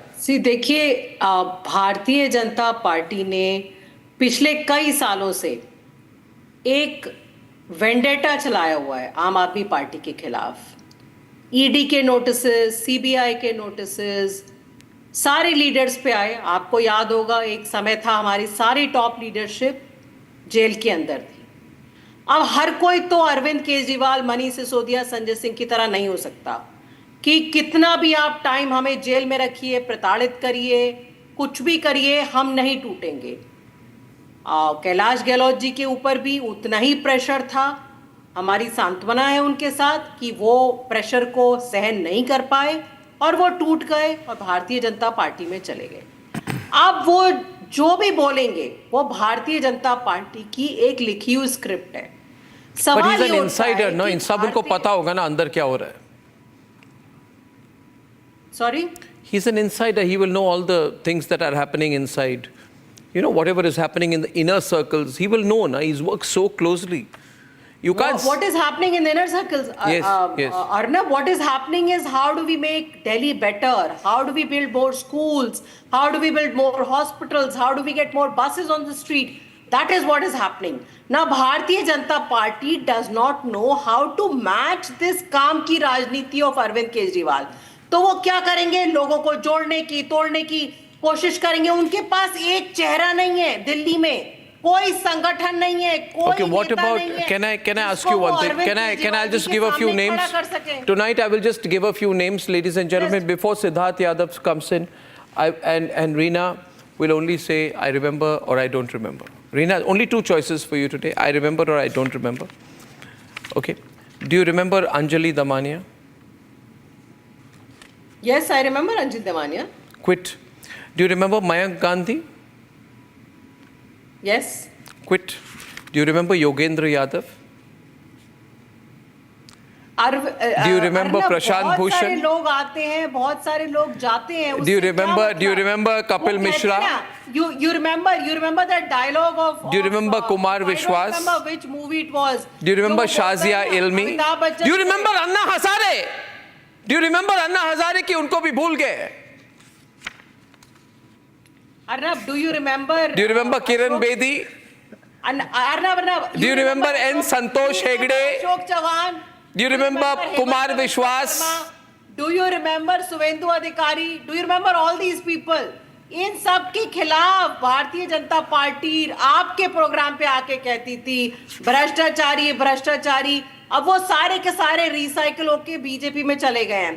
2024 elections, Arnab, 25% of the BJP candidates were candidates against whom they said they're all corrupt, recycled from other parties and joining Bharatiya Janata party. तो जब भाजपा के पास अपना कोई agenda नहीं है, अपने चेहरे नहीं है, तो वो ऐसे ही करेंगे, दूसरी पार्टी के लोगों को तोड़ने की कोशिश करेंगे. उसी श्रृंखला में उन्होंने कैलाश गहलोत जी को तोड़ लिया, कामयाब हो गए. तो अब इसके बारे में और इससे ज्यादा क्या बोलेंगे? I will now bring in. I'll bring in Siddharth Yadav at this point. But Siddharth, why are you so desperate? You have got this same man under investigation from income tax, under investigation from ED. You know what happened last time in Maharashtra? All these corrupt people, you got them, then you closed their cases. Then you got them, and people said that has BJP become a washing machine? What do you gain? I feel you lose more. If you can win the election without getting Kailash Gahlot. But when you get Kailash Gahlot, people in Delhi will say, oh, okay, but isn't he the same person against whom you were accused, making accusations of Liquorgate? You were interrogating him for Liquorgate. शराब घोटाला. कल तक आपने इनके खिलाफ शराब घोटाला में क्या क्या क्या क्या क्या नहीं कहा, और आज उनको उनका मालार्पण करके बीजेपी के मेन हेडक्वार्टर्स में मनोहर लाल खट्टर जी, जय पांडा जी, दुष्यंत गौतम, हर्ष मल्होत्रा सब जाके उनके बारे में वाहवाही कर रहे हैं. You got to decide where you stand, Siddharth. Where do you stand? In fact, Arnab, why do you need him? Arnab, there's such good people like Siddharth. They should be given a chance. Why are they getting people from other parties? You are saying Siddharth will not be given a chance? Siddharth जैसे लोगों को ticket दीजिए. You know, he's a young leader, he's a popular leader. अब दूसरी party से क्यों आप जोड़ तोड़ के लाग रहे हैं? आपके अपने लोग बैठे रह जाते हैं, उनको आप मुझे जवाब देने दीजिए. टेबल लगवाते हैं और टिकट देने का टाइम है तो आप दूसरी. Arnab, should I respond? I think you should. Yeah, I think you should. Yes. Thank you and Arnab, and thank you to ma'am. मेरे को कॉम्प्लीमेंट्स वो देना चाह रही हैं, पर उनका जो दर्द है कि उनकी पार्टी को छोड़ करके उनके नंबर 2 लीडर चले गए हैं. एंड व्हेन आई से number 2 I speak of the people जो जेल नहीं गए, अर्नब, क्योंकि अभी आम आदमी पार्टी में बहुत लोग जेल जाकर के आए तो नंबरिंग थोड़ी सी बदल गई थी. पर जिन लोगों ने जेल का रास्ता नहीं देखा था उसमें नंबर 2 डेफिनेटली डिस्प्यूट कोई नहीं कर पाएगा. नहीं तो नंबर 3 कह लीजिए. अब very senior leader Kailash Gehlot उनकी पार्टी को छोड़ करके गए हैं. जो इश्यूज उन्होंने साइट किए, उन इश्यूज पर अगर एक भी बात रीना गुप्ता जी कह पाए कि ठीक है ये वाला इशू उन्होंने गलत साइट किया, क्या यमुना पर वो बात कर सकती हैं? कब वो कहा था अरविंद केजरीवाल ने कि हम यमुना को साफ कर देंगे, कब मैं जाकर के डुबकी लगाऊंगा? हर बार टाइमलाइन बढ़ाते गए, कमाल कर दिया. अगर आज उसको छोड़ करके उनका एक लीडर आया है तो सोचना चाहिए. This is point number 1. Point number 2, Arnab, एक I am trying to understand, एक सुपर पावर थी आम आदमी पार्टी के पास, पर मैं आज उसको ढूंढ रहा हूं. वो सुपर पावर ये थी कि सीनियर लीडर्स ऑफ द आम आदमी party would come out and say that so and so MLAs of Aam Aadmi Party are being contacted by the Bharatiya Janata Party to join BJP. So many people have been offered money. So many people have been approached. But नाम और fact कभी किसी का दिया नहीं. कभी नहीं बोला कि ये वाला आदमी था, इसको इसने अप्रोच किया. सीसीटीवी के कोई फुटेज दिखा देते हैं, कोई प्रूफ दे देते हैं, कोई कॉल रिकॉर्ड देते हैं. बट जो सुपर पावर थी कि सब जानने की कि ऐसा हो रहा है वैसा हो रहा है, वो सुपर पावर कैलाश गहलोत में कहां से चली गई? That is all vanished. अगर कैलाश गहलोत इज आज सांत्वना आप उनको देना चाहते हैं, you should have told us कि हाँ तो जाने वाले हैं, ये तो अप्रोच है. वो सुपर पावर गायब है. नंबर 3, अर्नब, कैलाश गहलोत कल तक सबसे ईमानदार आदमी थे. He was the most honest person in आम आदमी party. He has joined BJP today. Today ED की इंक्वायरी उन पर है. Today आम आदमी पार्टी के हिसाब से कल बंद तो नहीं हो जाएगी. हो चुका है. कल बंद तो नहीं हो जाएगी. अब that brings me to point number 4, Arnab. इसी की inquiry after joining Bharatiya Janata party, and I stated categorically in your show and I can give you facts, हमारी पार्टी को ज्वाइन होने के बाद बंद नहीं हुई है. जैसे प्रफुल्ल पटेल की बंद हो गई, मतलब आपके अलाई है. नहीं, मैं आपको उसका भी फैक्ट देता हूं. प्रफुल्ल पटेल के ऊपर 4 केसेस चल रहे थे. सीबीआई का एक केस कोर्ट ने बंद किया. एक केस पर सुप्रीम कोर्ट ने स्टे लगा रखी थी. ईडी का केस प्रफुल्ल पटेल पर आज तक बंद नहीं हुआ. किसी पर सीबीआई के केस में, किसी में अजीत पवार थे, जिस केस में अजीत पवार विटनेस थे, उनको विटनेस ना होने से एक्विट किया गया. उसका नैरेटिव बनाया गया कि उनको 50-50, किसी को एक्विटल नहीं हुआ.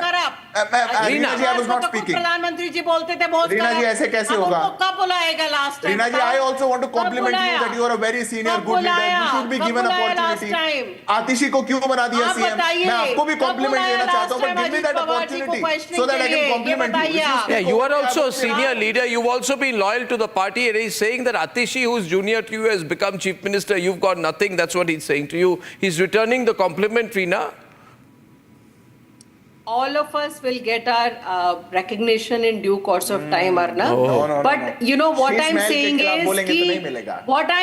is कि आप मुझे ये बताइए कि अशोक चौहान, जिन्होंने जो हमारी कारगिल की विधवा के जो हमारे जो विडोज थी, उनके फ्लैट्स चोरी करे. आप लोग बोलते थे कि उन्होंने ऐसा किया. वो अशोक चौहान को आपने अपनी पार्टी में join. Siddharth, do you draw Lakshman Rekha somewhere? Or is it a free for all when it comes to AAP? आप क्या कर रहे हैं? No. Siddharth, see, on corruption cases, don't you want to draw Lakshman Rekha?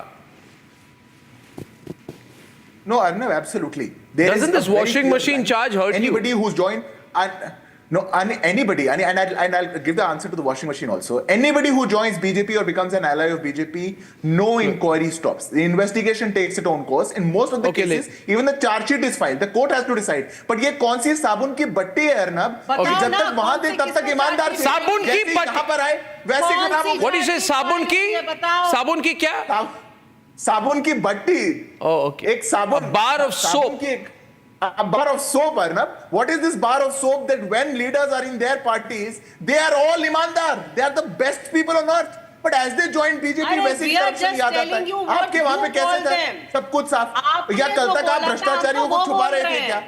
या फिर आप what are you? Are you a big? Are you a big bucket of इज्जत? कि आप में से जिसको निकाल के लाते हैं वो गंदा निकलता है. What is this, Arnab? बताइए कि क्या हुआ? When were they called for questioning the last time? Okay, ladies and gentlemen, this is an even fight. This is an even fight between the BJP and the Aam Aadmi Party. Let me say today, we've enjoyed this battle between the two spokespersons of the respective parties. On this one, I have my doubts. I don't know if the BJP is doing the right thing because, you know, some leaders come with liabilities and you need to take care of that as well. Well, Reena and Siddharth, first time we had both of you in a combination of a debate. We look forward to seeing you more. And viewers on the other side tonight, the Congress has taken a very deliberate turn towards its Muslim-first politics, and you have sitting chief ministers like Revanth Reddy now say that we are seriously going to implement Muslim reservations. The Muslim-first and Muslim-only approach of the Congress party, in my view, is going to hurt it badly. That's the way I look at it. What do you think? Then join me in a few minutes. Time for a quick breather. Arnab will be right back with the debate. 13,000 placements last year. At Amity, we are committed to nurturing passionate, hardworking and proactive professionals.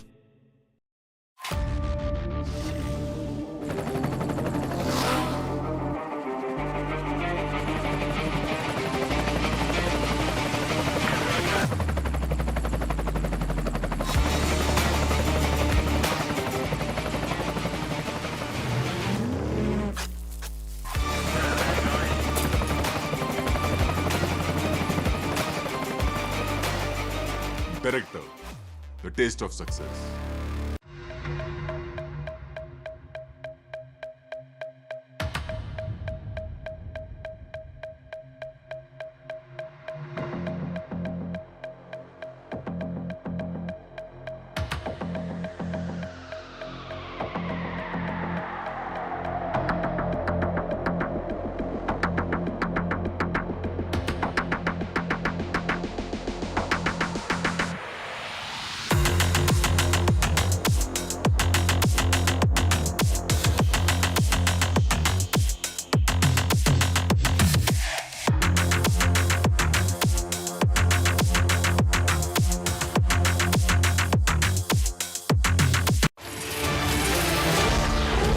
एक है तो safe है, ये नरेंद्र मोदी जी की महाराष्ट्र सरकार की strategy है, हम आपको ये दिखाना चाह रहे हैं।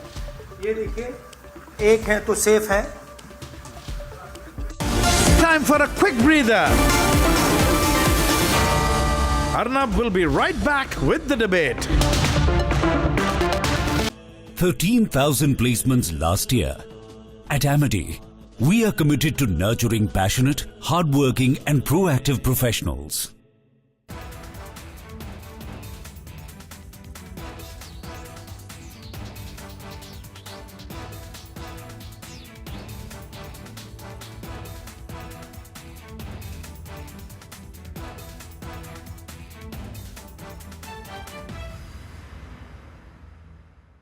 शर्म कर लो और तेरी T20 की जगह नहीं बढ़नी, तू वापस लौट जा, वापस लौट जा, तेरी जगह नहीं बढ़नी।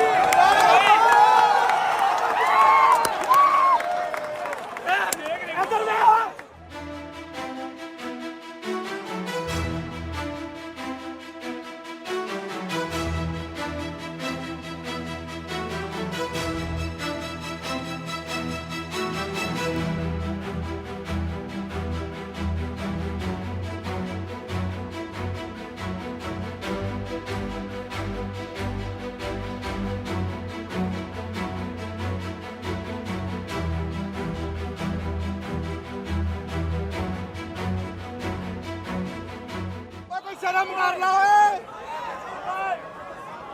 और तेरी T20 की जगह नहीं बढ़नी, तू वापस लौट जा, वापस लौट जा, तेरी जगह नहीं बढ़नी।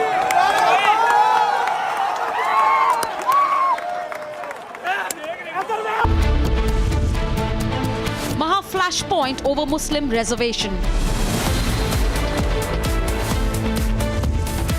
After Telangana, Congress Muslim quota in Maharashtra. BJP versus Congress showdown over Maha-Muslim quota. Debating tonight at 9 p.m.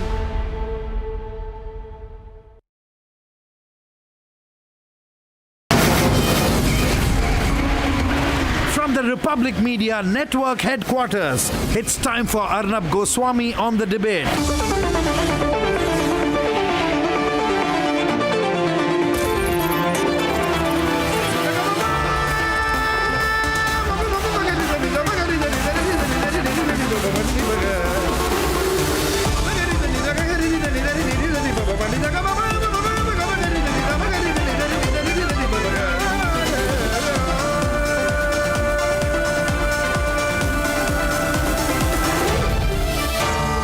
Arnab Goswami on the debate.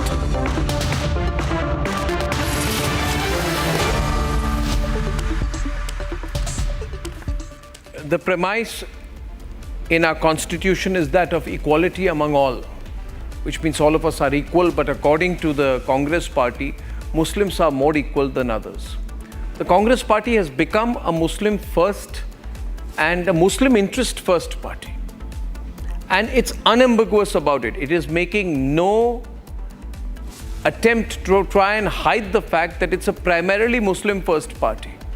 In fact, viewers, just 2 days before the elections in Jharkhand and in Maharashtra, today, one of their chief ministers, Revant Reddy, led the charge by saying that we are promising Muslim reservations. He said that in Solapur.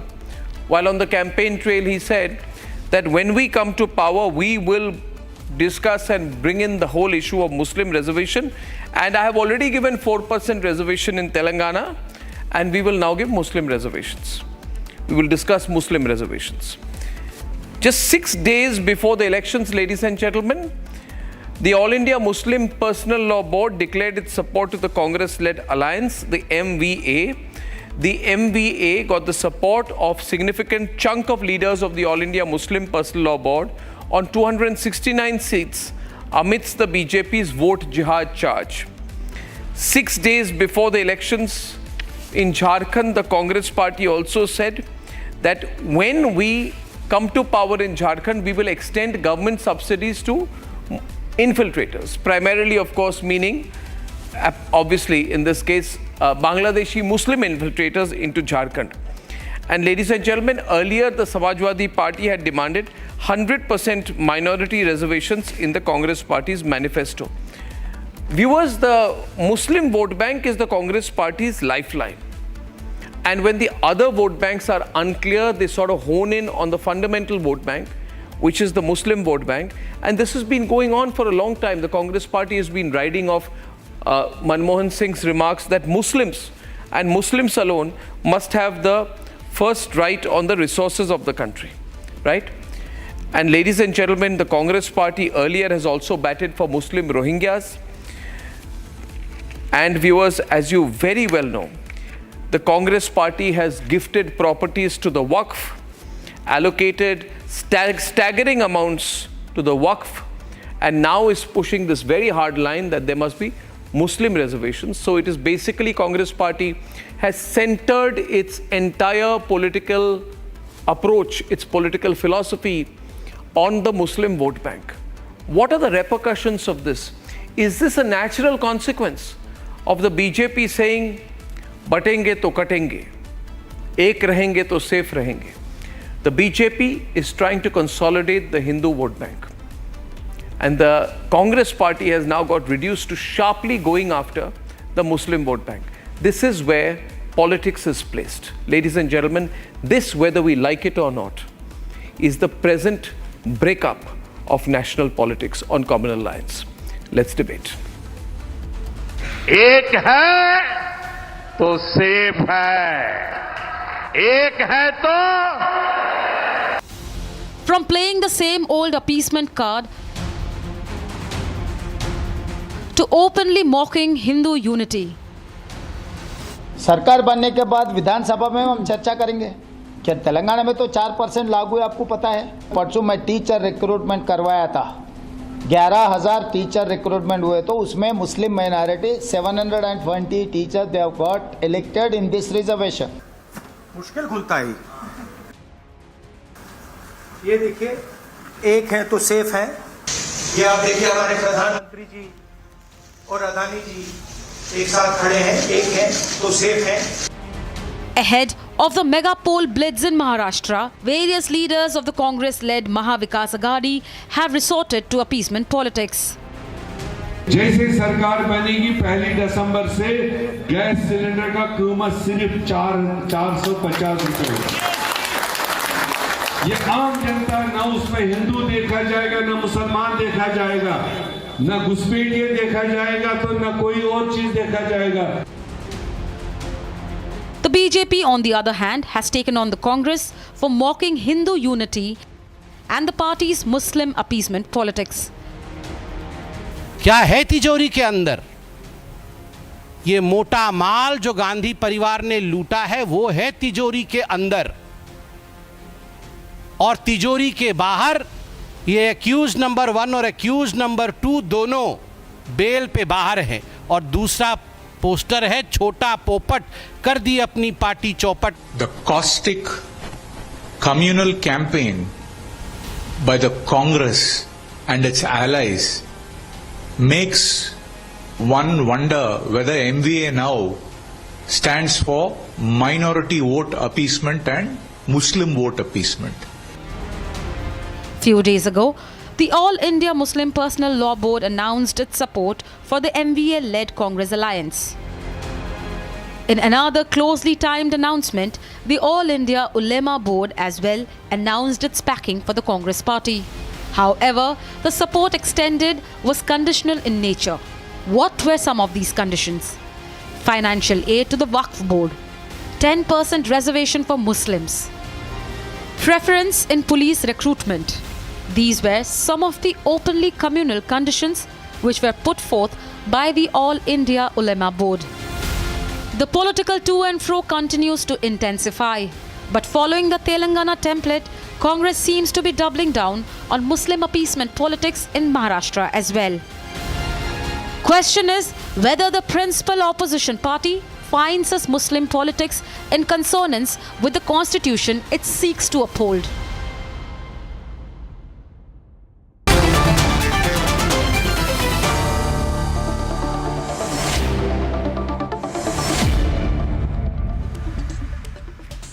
Ladies and gentlemen, personally, I am very clear. I am against the Muslim quota. This is against the secularism of this country. To try and bring in the Muslim quota through the back door is against secularism, against the principle of equality. And the Congress party has done Muslim first politics. It has got the support of the All India Muslim Personal Law Board, a lot of its members. It has got the support of the ulema. And in return, it is reciprocating by saying we will do Muslim quota. Will this cost the Congress party the entire Hindu vote or non-Muslim vote? Because what will Hindus say? Hindus will say this is a Muslim party. I'd like everyone to give their opening remarks. Madhuvanti ji, can you start, and then I'll get Sanju and Amitabh Sinha and everyone. Madhuvanti ji, what will happen to the Hindu voter? Good evening, Arnab ji, and to my fellow panelists. Absolutely, I think sometime back when we had another debate also about the All India Personal Muslim Law Board supporting the Congress. BJP and Congress is Mahatma Gandhi Party. Can I speak, sir? I think my name is Madhuvanti on this debate. Madhuvanti can speak, please. Thank you. Thank you. So, basically, the whole idea is very clear. The Congress has become a Muslim party. Let them openly admit it and go ahead with elections and not stand behind a fake garb of holding the Constitution of India in their hands, calling themselves secular, and then constantly only wanting to garner the Muslim vote. Definitely the Hindus of this country are going to react to this and are going to show the Congress its way out in Maharashtra. There is no two ways about it, and I strongly stand by my statement, because in a party that is going to say that I will appease only the minority in this country, and that too only a particular minority, as though there are only Muslims who are minorities in this country. Aren't there other minorities in this country? And what about the 84% of Hindus who are a majority in this country, who have voted this party to power for 60 whole years? What are you trying to tell them? What is the explanation you're going to give them by constantly trying this appeasement? This is communalism. This is not secularism. Ladies and gentlemen, as a statistic, into Nathuram Godse party. Nathuram Godse party is BJP. BJP is Nathuram Godse party for you. BJP is Nathuram Godse party for you. Tonight we are discussing the Muslim quota. Lines will be opened at 9:25 p.m. Today we are discussing the Muslim quota, and a statistic for everyone to understand here. You see, viewers, the population of Maharashtra, roughly at 11 or 12 crores, I think. And I think 80% of the population of Maharashtra is a Hindu population. 80%, 80%. Any promise to uplift the downtrodden is justified. At least Congress, unlike BJP, Congress is not making any promise to demolish any temple or to demolish any mosque. But Congress party is saying we'll do Muslim quota. Promises of demolishing mosques and constructing. It may work for you. Tausif, as a Muslim, you have every right to say, one minute. As a Muslim, you are happy. No. As a Muslim, you are happy. As a Muslim, you are happy that Congress party is giving a Muslim quota. But what about Hindus? Sanju Verma is on the debate, ladies and gentlemen, opening the debate right now with Sanju Verma on the left, and also getting in Tala and Sham on the right. Thank you, Sanju. What will Sanju say? She'll say what she wants to say. Going on blabbering. Tausif, you will get your turn. Please hold your horses. They are the killer. Tausif, you will get your turn. Stop blabbering. Stop blabbering. You will get your turn. What will you Don't say? get so excited. What will you say? Thank you. Sanju, what will you say? Can I come in? Sanju, what are you going to say? Fine. Are you Keep not blabbering. a supporter of Nathuram Godse? Keep blabbering. Keep blabbering. Are you not the keep supporter blabbering. of Once you're Nathuram done, I will Godse? start. Do you not receive your lessons? Once you stop from making a fool of Nathuram yourself, Godse I will come in. School? Please tell Chill me. out. Keep blabbering. Keep blabbering. Janta dekh rahi hai. Have you not received your lessons from Nathuram Godse school? Fine. Please I don't need certificates from you. Do not go to Nathuram Godse school. Please don't force me to call you a jihadi. You won't like it. You believe in Mahatma Don't Gandhi force me to call you a jihadi. You won't like it, bhai sahab. आपको यदि जिहादी बोल दूंगी ना तो आपके पेट में उबाल आएगा, शांत हो जाओ. One is Mata ठीक है, Ram चलिए। side, तो and the other is Nathu Ram okay, side. भाषण दीजिए, भाषण दीजिए, जब आपका भाषण खत्म हो जाएगा। BJP represents Tala and Sanju are on the debate. Tala and Sanju. BJP represents intolerance of Nathu Ram Godse. Who is this Godsewadi sitting here? Arnab, either you have a sensible debate or don't call me with these Maulanas, Mullahs, Imams who don't even have basic decency. एक sensible इनको debate यदि हो अभी रही है। जिहादी The debate should go back. Can I be on air, please? Otherwise, I can't anchor the debate, Sharad. I'll tell you one thing, Tala and Sanju. Let us go back. अच्छा ठीक है, आप गोडसेवादी बोलेंगे, आप जिहादी बोलेंगे. I'll go back to the basic point. You see, we are one minute. I just want 10 seconds, Sanju. The issue today is that just before the elections, the Congress party obviously wants the Muslim vote and is going all out by now even promising Muslim quota. Nothing wrong. I am saying tonight, if a Hindu is watching the program, he will say this is a Muslim party. There's no difference between Rahul Gandhi and Owaisi. Rahul Gandhi is more radical than Owaisi, that's all. So Sanju is... After Sanju, you come. Tala, one after the other. Let Sanju speak, then you come. Okay, thank you. Yeah, Sanju. You know, Arnab, first and foremost, I also want to first speak in favor of the Muslim community. चलो मान लेते हैं BJP does not favor Muslims. Congress तो कहती है मुसलमानों को favour करते हैं. Today in Lok Sabha, in the 18th Lok Sabha, we just have 24 Muslim MPs. Lok Sabha 2019 में there were 26 Muslim MPs. In Lok Sabha 2019, tickets were given to 119 Muslim candidates. This time tickets were given in Lok Sabha 2024 to only 78 Muslim candidates. चलो BJP मुसलमानों के साथ नहीं है, कांग्रेस तो है, Samajwadi party तो है, टीएमसी तो है, तो आप लोगों ने सिर्फ 78 मुस्लिम कैंडिडेट्स को टिकट्स क्यों दी? रेवंत रेड्डी मुसलमानों के बारे में दुहाई देते हुए कहते हैं मैं इनका करता धरता हूं, तो मुसलमानों को भी बड़े ध्यान से सुनना चाहिए, इंक्लूडिंग तला रशीदी. आज तेलंगाना में Congress has 64 MLAs out of 119. 119 में से 64 एमएलए कांग्रेस पार्टी के हैं तेलंगाना में, उनमें से एक भी मुसलमान नहीं है. Today there are 17 cabinet ministers. 17 लोग हैं रेवंत रेड्डी के कैबिनेट में, 17 लोगों में से एक भी मुसलमान नहीं है.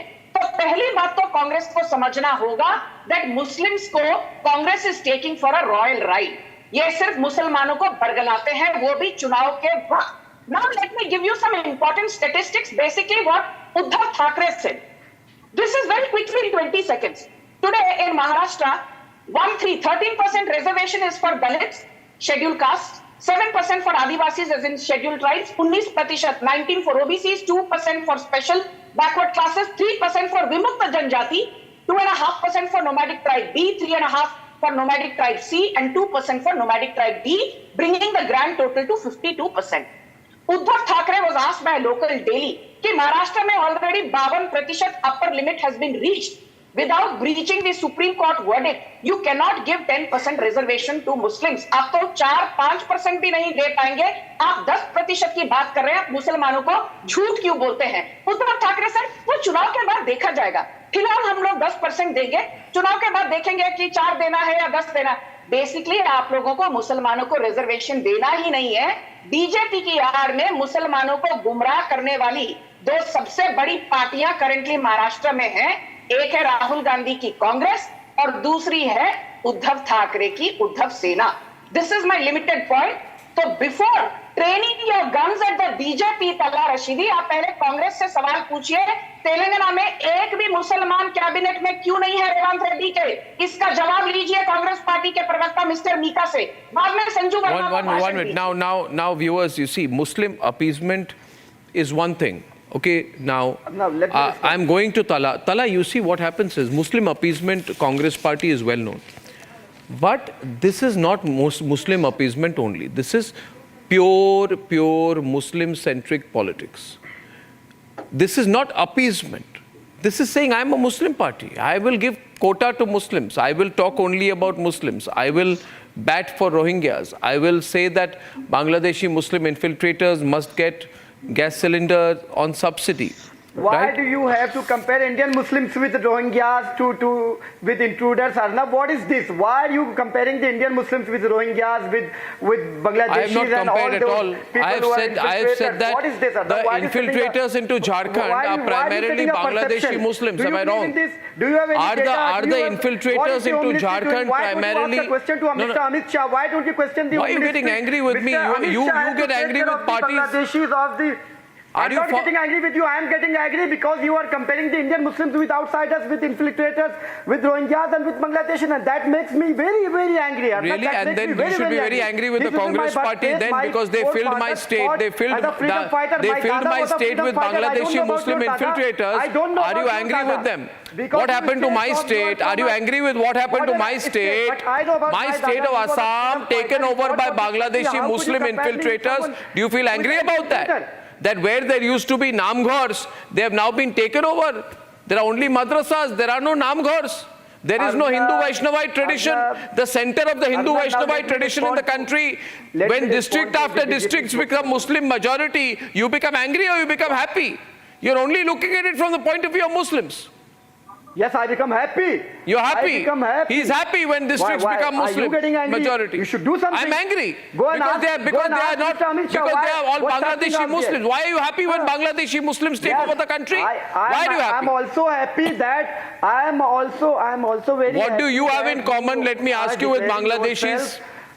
What do you have in common with Bangladeshis? What does Tala Amir Rashidi have in common with Bangladeshi? You have something in common because I have nothing. What do you have in common with Bangladeshi? You don't complete any debate without bringing in the Rohingyas. I am asking you, what do you have in common with Rohingyas? What do you have in common with Rohingyas? I am an Indian Muslim. What does Tala Amir Rashidi have in common with Rohingyas? As Indian citizens, I have nothing in common. But you say I have nothing in common with Rohingyas. In between Indians and the Indian Bangladeshis. Arnab, please take this out of your mind. I will not take it out of my mind because Bangladeshis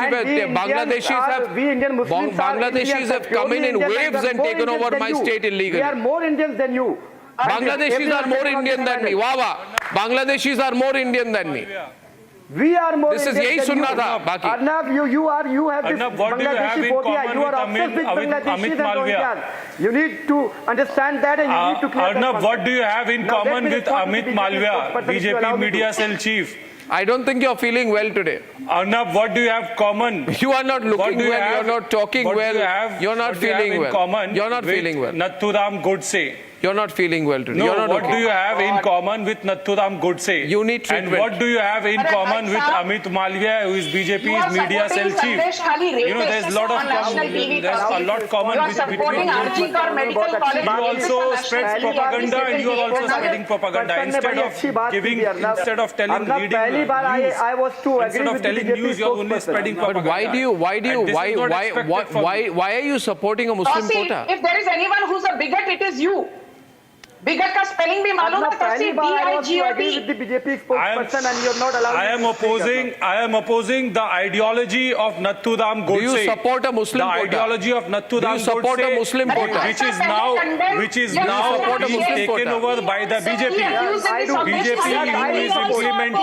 BJP who is implementing the ideology of Nathuram Godse, and media channels like you are helping them. I am against a Muslim quota. I am saying what will happen to the future of my country. No, you are helping execute Nathuram Godse ideology. The ideology of hatred, and that is what is not expected from you. You being a senior journalist, we have expectations from you. Your viewers have expectations from you. I don't lecture as a senior journalist, you are a responsible senior journalist. If you want in your fag end of life to be awarded Padma Bhushan, please do not indulge into spreading hatred. I am giving an unsolicited advice.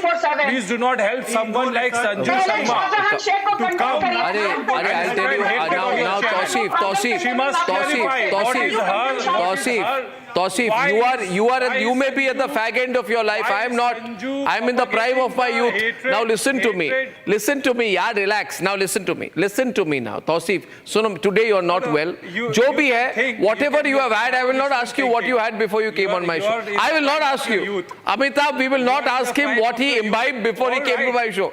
He has imbibed something. Please do not. I will not ask him. I will not ask you what you had. What you ate, what you drank, I will not ask you. Please do not support. I will neither ask you what you ate. I will not ask you what you drank. Maharashtra election. We must not ask him what he drank before the show. There should be no hatred. There should be okay, Amitabh Sinha, the debate is on Muslim appeasement. Why is Amit Shah doing a communal campaign? Amit Shah. Talk about the achievements and failures of the government. You are in government. Thank you, Arnab. What happened to the grid? Thank you, Arnab. Giving me chance.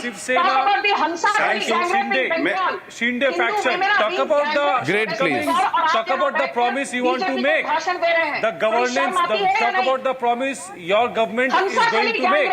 Instead of turning this into a Hindu-Muslim bipolar propaganda.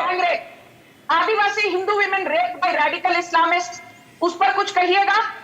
More than 3.5 lakh sexual assault cases last year in Bengal. Sanju, more than 4 lakh sexual what do you assault have in cases common in 2022. with More than Nathuram Godse? 5.8 Please tell the lakh sexual viewers. assault cases in Please Bengal tell the in viewers. 2021. Do you not attend the shakhas? Please tell the viewers. Give lectures to Where do you take your lessons from? Do you not take your lessons from Nathuram Godse's school? Please tell the viewers. And mollycoddling घुसपैठियों घुसपैठियों के लिए आपके दिल में प्यार क्यों उमड़ रहा है भाई साहब? On the debate right now, I'm getting Amitabh on one side. Let him put him on the main screen, please, and we'll bring in Saira Shah Halim and Shyam Prasad Mika. Viewers, very clearly, please understand the mindset of Congress Party. The mindset is like this: when you are not looking, they will do something like Muslim quota. In 2014. The Congress NCP government passed an ordinance allowing 5% reservations only and only for Muslims in jobs, in educational institutes across the state. And then they'll come on television, they'll say, no, we're not doing anything like that. They're lying, ladies and gentlemen. In 2009, the Congress-led government established a Mahmoodur Rahman committee which recommended 8% reservations to Muslim community in education, in jobs. Congress party only wants Muslims. They don't want the Hindu vote. It's a reality. None of these facts can be questioned by the laughing gentleman on the right. The joke is on him, Amitabh Sinha. Amitabh. Thank you, Arnab. I was very carefully listening what is happening on your screen. Yes. So few people on that side, they are just blabbering anything from Nathuram Godse to like communalism. See, this is basically a very very subtle and very clear legal point. I will try to take you a little back. In 1992, Supreme Court 9-judge bench actually decided about the percentage of quota in any state reservation. So it was decided that beyond 50% it should not increase.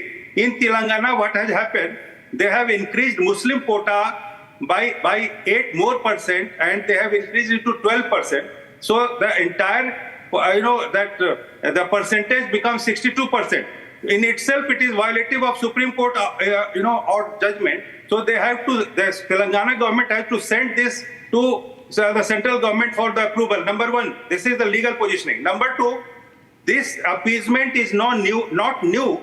Muslim appeasement by the Congress party. In 2013 also, the communal violence bill, which was introduced in the parliament, it is a blatant example of Muslim appeasement against majority Hindus.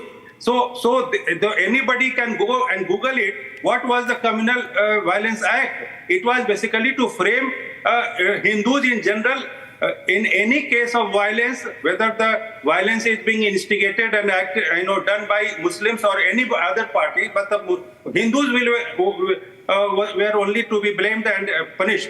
So their approach is very clear, not now. right from the 1947 saga, the Congress party's approach towards Muslim appeasement is not new. But the most problematic point that Hindus are not understanding. Earlier it was completely, they were blind towards this appeasement policy of Congress.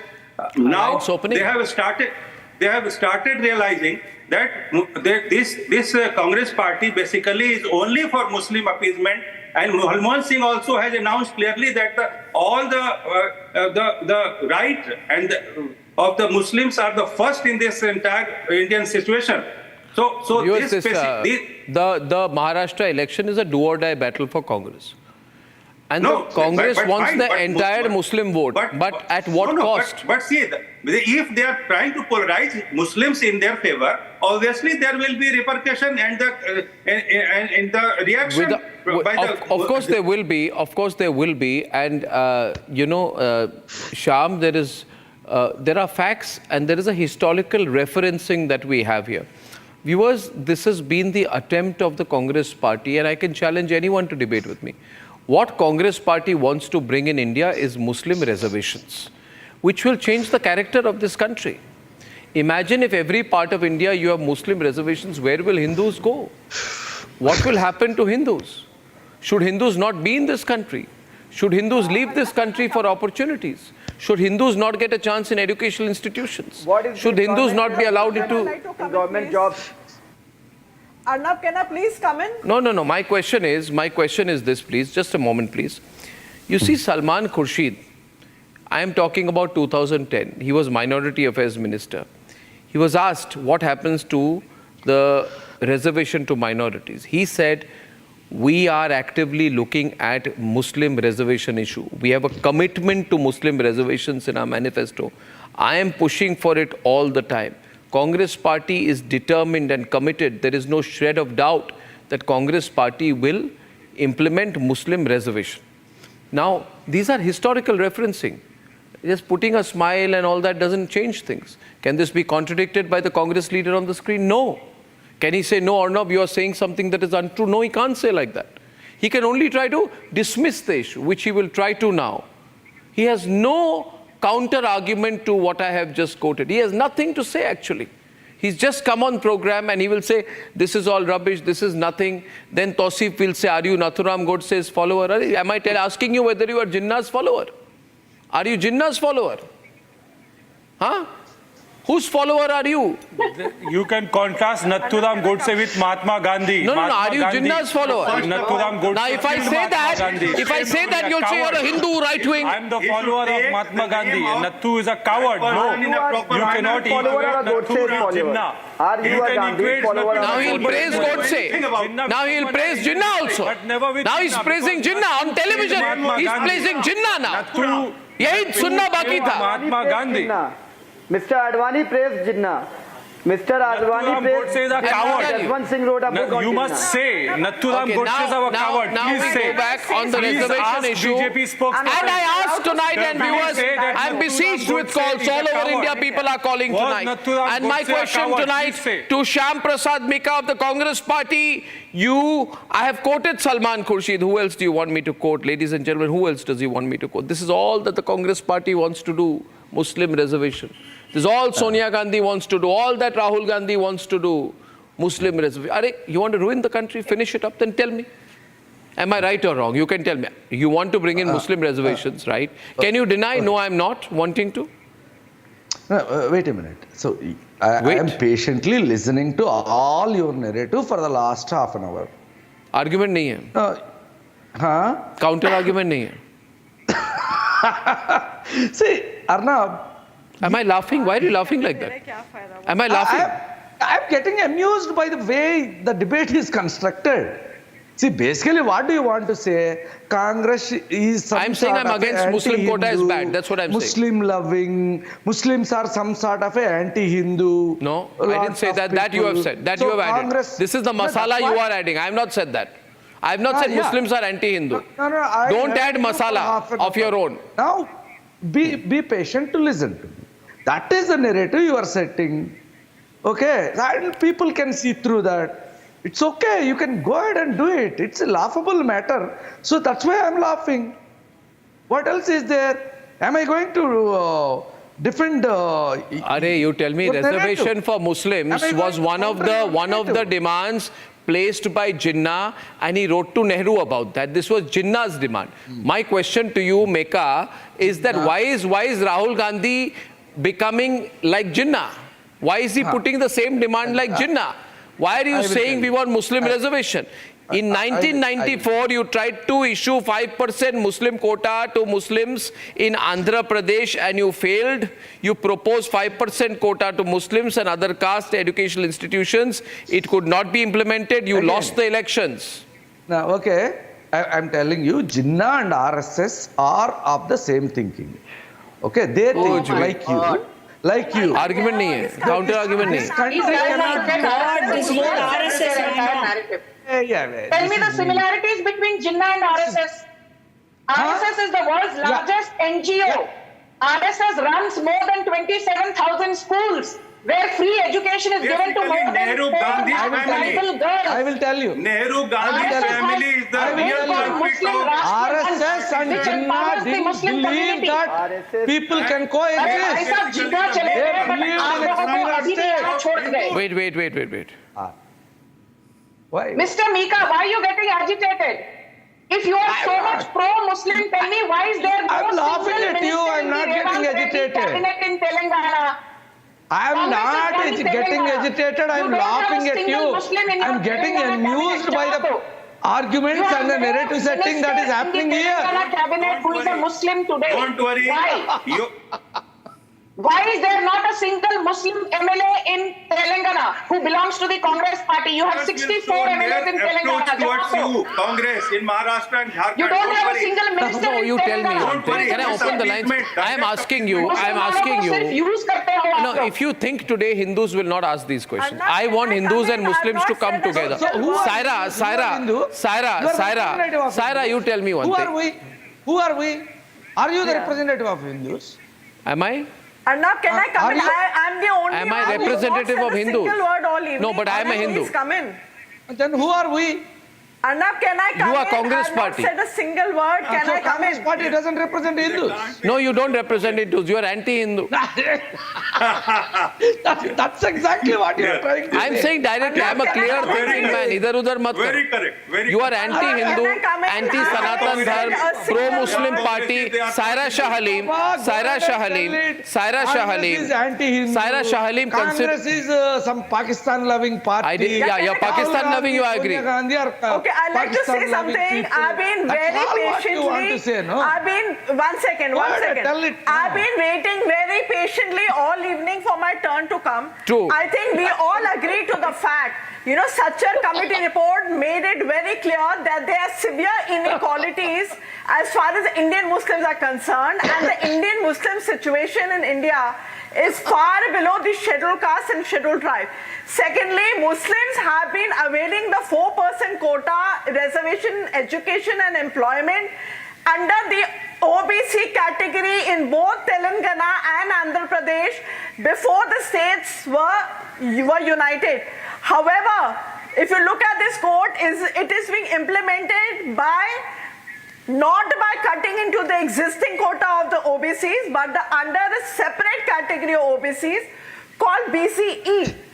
And it has a whole history. If you look at 2004, when at whose expense is this coming? One minute. At whose? Saira, I don't know where you're reading from. I don't know what is that book you're reading from? Category. I don't know what you're reading from, Saira, but you've got it all wrong. What book I made my notes, Arnab. Okay. I have it. No. Then can I correct your notes? Do you agree with the recommendation of the Sachar committee report or not? Why do you agree that the inequalities? May I respond? Saira ji. I can tell you. One way. Why are you answering, Mr. Mika? She's asking me. She's asking me, why are you talking when she's asking? I'm talking to Saira directly. Why are you coming in between? Mr. Meka, you are on defensive anyway. You are on defensive. You have lost your wicket. You should go back to the crease. Not to play on your pitch. No, you should go back to the pavilion. No point in trying to argue with these people. Just What is Just these speak people? your mind What and that's about it. So Hindus have become these people now. So what does so you are the committee only report Hindu. say? Here. What is That's the how he talks to you. recommendation? Hindu. The Then who are recommendation we? says set up equal opportunity commission to look into the grievances of the deprived groups like the minorities. Create a nomination you tell me one thing. procedure. You tell me one thing. Saira, tell me one thing. Saira, listen. Saira, when you people finish all your reservations, when you have 95% reservation, just tell Madhuvanti and me, where should Hindus go? Because you people want to, recently in Jharkhand government passed a bill to take reservation to 77. Now Rahul Gandhi wants to take it to 97%. What happens to other people? What happens to Hindus? Those are the Hindus, you mean? Huh? No, I said the rest 3% nobody are is the cutting Hindus. into the You mean to say? OBC category. The Nobody is cutting into the Mr. OBC Meka, category. Mr. Meka, Lies and propaganda. First of all, Meka, certain vested interest. It is a separate category you are called the representative of them. BCP. You are Let's a be very clear Brahminical here. representative. Don't call yourself a Hindu. You are a Manuvadi Brahminical representative. Tell that no, frankly. unlike your leader, I am a child of merit, not nepotism. Okay? You are all Nepo Kid party. Which merit? You are a Nepo You are Kid a child party. of Manuvadi. You are a child of Manuvadam. Now watch your words, otherwise I'll respond harshly and you won't be able to respond. Ladies and gentlemen. Go ahead. No, I don't want to. I will not wrestle with you. I'm not calling you names, but I'm saying I'm not going to wrestle with you. I'm not calling you names, I'm not calling you anything, but I will not wrestle with you. Go ahead. Viewers will understand, I will not wrestle with him. Go ahead, do it. Now listen, I will not wrestle with you. Go ahead. What go ahead? I don't want to. Go ahead, do it. I don't want to. Why are you threatening? Meri marzi, I don't want to. Again laughing like that. Me a favor. Viewers, the fact of the matter is, listen to me. Viewers, the fact of the matter is we have a situation right now, and the situation, Madhuvanti, is that Congress party is repeatedly telling every voter, we will do this for infiltrator, we will do this for Muslim quota, we will bring in Muslim reservations. And in 2011, UPA as an alternative route, they proposed 8.4% quota within the OBC quota, including 6% for Muslims. So if anybody thinks that this quota is not at the expense of OBCs, I need to they are wrong. very quickly, Arnab. Which means Congress party is anti-SC, ST, OBC. Madhuvanti, this is a reality and calls will be opened a bit. Madhuvanti. Which is why, Arnab ji, I just wanted to ask Mr. Meka one question. He's calling himself such a big, staunch Hindu and he's questioning us about our origin. Sir, what would you say about the problem of the minorities in Bangladesh, sir? Do you feel for the Hindus in Bangladesh? We'll take only two callers. We'll take two callers. Okay. Kumar from Bengaluru is calling tonight on this hot debate this evening. Kumar from Bengaluru, very brief call. Kumar. Arnab, I'm glad you're not taking on Meka. I don't want to do a personal attack. Meka is shameless, absolutely shameless, and he's really pulling down Congress. He's really pulling down the Congress. And for the other people on the panel, it's sad that you're taking the Muslims the wrong way. Muslims don't need a quota. They can be Abdul Kalams anytime. Anybody. Yes, they can be anybody. So just trust your own community when you say that. But Meka is a shameless. One minute. Can you please? Okay. Can we cut this? Now the point is one minute. Point is, Kumar, Mr. Meka. 1 minute. I think Muslims and Hindus all need to be part of the mainstream. I think isolationism is bad. This is what I think. 1 minute. I say Tala Amar Rashidi, Talaji. There must be so many ways. There must be so many ways, Tausif, apart from quota. The findings of the Sachar committee. There must be so many ways apart from quota. You have. Arnab, you have issue with the reservations. Arnab, give me 30 seconds to bring in some quality content to your debate. I don't have issue with reservations. I'm saying you can't have only religious reservations. Religious reservations are unconstitutional. My question is religious. You have economically weaker reservation. Yes. don't have religious reservations. The downtrodden and backward population of Downtrodden is not a religion. Religion. What can you do about Okay, it? Tala is responding on a hot debate tonight. After that, I'll go back to Sanju. Tala. That is the way, Arnab, please clear your facts. Tala. That is the way how reservation in Telangana and Andhra Pradesh is being given to backward Muslims only. It's not a Muslim reservation, but it's a reservation given only to the 15 caste of backward Muslims. Please understand that. Don't. Please understand the fact. Now the other thing is that the Sacha Report Committee, the Raghunath Mishra Commission, the Kundu Report clearly says that the Muslims of India are much below the. So, but there's a ceiling. No, but there is a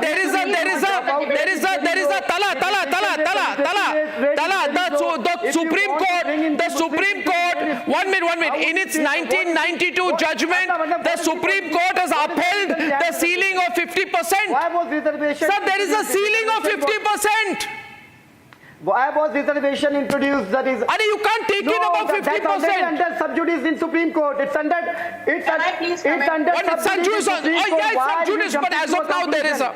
Why are you jumping? But as of now there is a ceiling, so why provoke people? Why do vote bank politics? Sanju is back on the debate. Sanju responding to Tala on that point. Sanju. The basic reason behind reservation was to You know, bring Arnab, the downtrodden actually, communities Tyra made a very into interesting mainstream. point Reservation on the के पीछे Rajinder असल Sacha मुद्दा ये committee थी and even Tala Rashid spoke on the Rajinder Sacha committee. Mainstream But बनाया let जाए us be मुसलमान very को लाने से आपको क्या clear that दिक्कत the है? Supreme Court has clearly said that while Muslims can get reservation if they are economically or socially backward or marginalized, quota within quota has been negated by the Supreme Court. Why did the Indira Sawhney judgment versus the Union of India in 1992? Okay, Saira is countering. Saira is coming into counter. 1993. So quota within quota, We are which is what the talking Congress about is the Pasminda Muslims. not valid. Supreme Court does not endorse quota within quota for Muslims on religious grounds. That is why I say Rahul Gandhi Musalmanon ko, he's taking them down the garden path. Uddhav Thackeray is taking Muslims down the garden path. Sharad Pawar is taking Muslims down the garden path. Rahul Gandhi आप लोगों को मुसलमानों को बरगला रहे हैं. Okay, we're getting a response. खोटी नियत समझ नहीं पा रहे. We're getting a response. तो आप सबका साथ सबका विकास की बात कर रहे हैं. Why don't you have any Muslim MPs? Why didn't you give a ticket to a Muslim MPs? Abbas की इतनी फिक्र थी, सबका साथ सबका विश्वास की फिक्र थी, तो आप भी टिकट दे देते. 1993, so please That quota is not given under the quota. Where is this one? Shyam. Which is what Rahul Gandhi is promising. He's only fooling you guys. And you're falling for And his the lies. Bombay High Court, if you talk about Maharashtra, the Bombay High Court has already. I am saying tonight that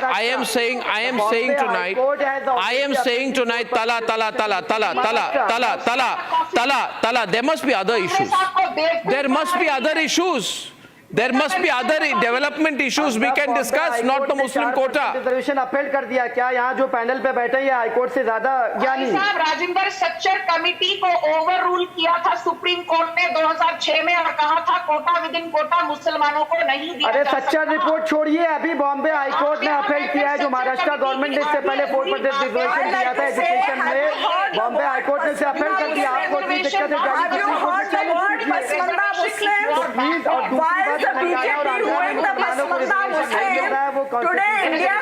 Okay, one Amitabh is on the debate. Amitabh Sinha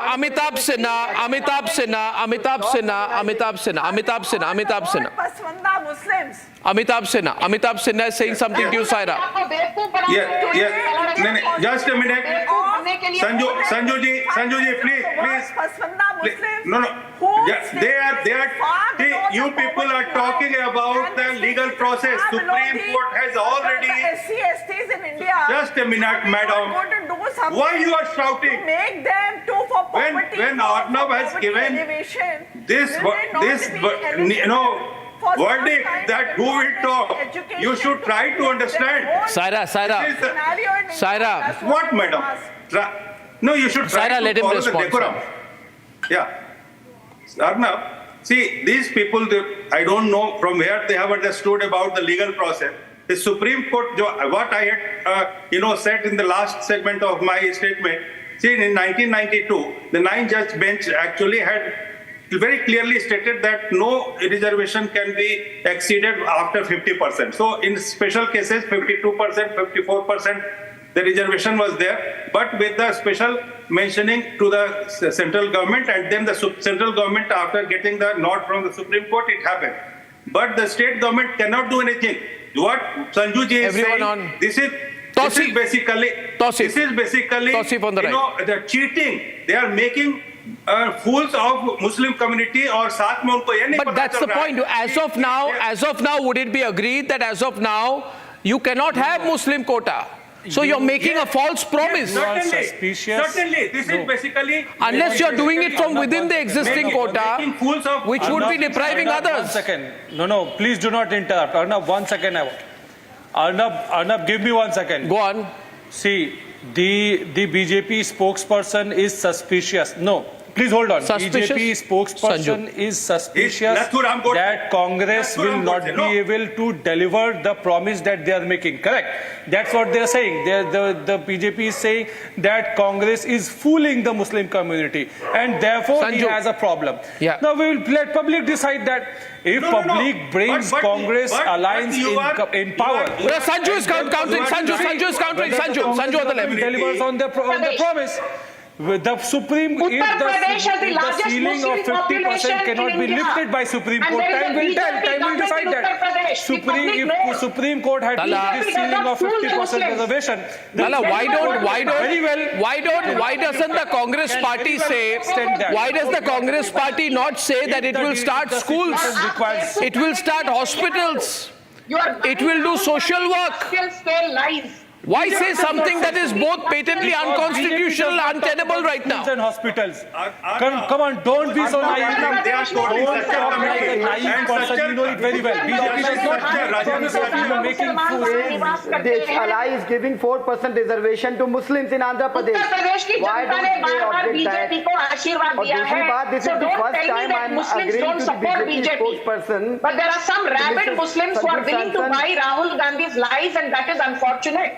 आप लोगों को राहुल गांधी बेवकूफ बना रहे हैं. अपनी आंखें खोलिए तला रशीदी जी, अपनी आंखें खोलिए. मैं इससे एग्री कर रहा हूँ. सही कह रही. राहुल गांधी बेवकूफ बना रहे हैं, बिल्कुल बेवकूफ बना रहे हैं.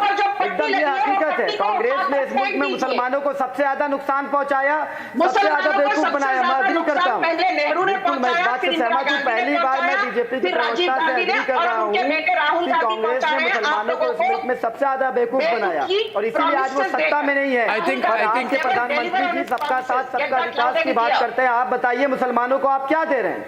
आपने एमपी की बात की, आपने टिकट तक नहीं दिया. PM Awas Yojana to minorities, especially Muslims. Modi government has given 10 crore scholarships to minorities, especially Muslims. हज में आपने माइनॉरिटी, आपने प्री मैट्रिक माइनॉरिटी खत्म कर दी. But all the social sector schemes, Tala, this is also wrong. All the social sector schemes are applicable to all. No, but all the social sector schemes are subject to all. सबका साथ, सबका विकास, सबका विश्वास. Schemes are applicable only in BJP ruled state. No, you're wrong. You don't believe in सबका साथ, सबका विकास, सबका विश्वास. Don't segregate this country. Don't break the country. कटोगे, एक रहोगे तो सेफ रहोगे. इसका क्या मतलब है? ये सबका साथ सबका विकास दुबई में करते हैं मोदी जी. वहाँ जाकर गले मिलते हैं दुबई की शेख से, सऊदी की शेख से. यहाँ पे गले लगाने में दिक्कत है मुसलमानों को. मुसलमानों की टोपी नहीं पहनेंगे, मुसलमानों को गले लगाने में दिक्कत है. ये सबका साथ सबका विकास इंटरनेशनल कंट्रीज के लिए. देश में आप कह रहे हैं एक रहोगे तो सेफ रहोगे, बटोगे तो कटोगे. कपड़े से पहचाना, शमशान, कब्रिस्तान. कांग्रेस ने क्या किया मुसलमानों को? अभी वोट बैंक पॉलिटिक्स के लिए आप लोगों का इस्तेमाल किया. आपका इस्तेमाल हो रहा है. राहुल गांधी आपका इस्तेमाल कर रहे हैं. आज आपने जो बोला मल्लिकार्जुन खड़गे आप मुसलमानों का इस्तेमाल कर रहे हैं. Okay, ladies and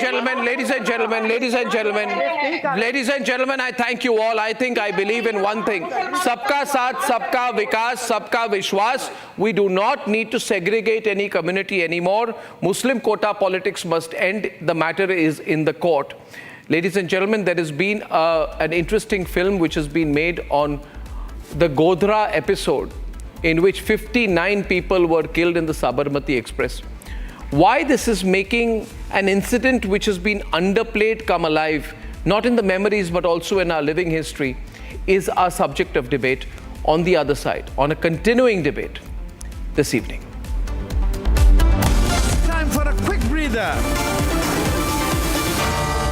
Arnab will be right back with the debate. 13,000 placements last year. At Amity, we are committed to nurturing passionate, hardworking and proactive professionals.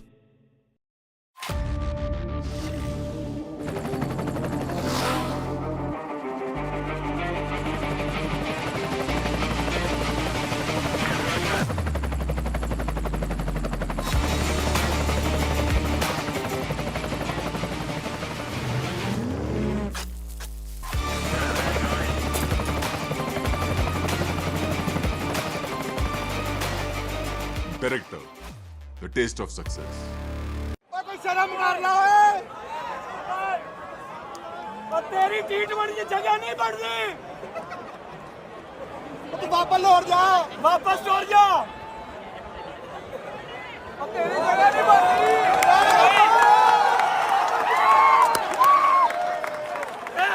इधर ले आ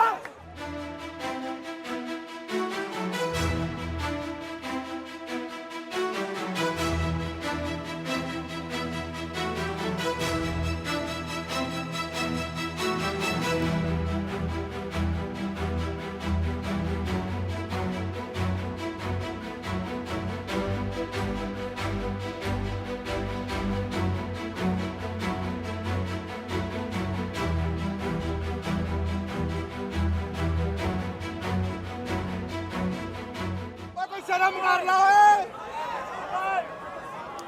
और तेरी T20 की जगह नहीं बढ़नी तू वापस लौट जा वापस लौट जा और तेरी जगह नहीं बढ़नी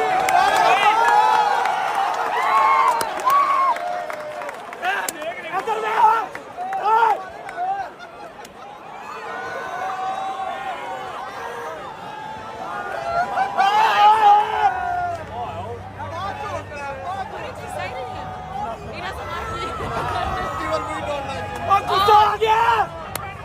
गुस्सा कर गया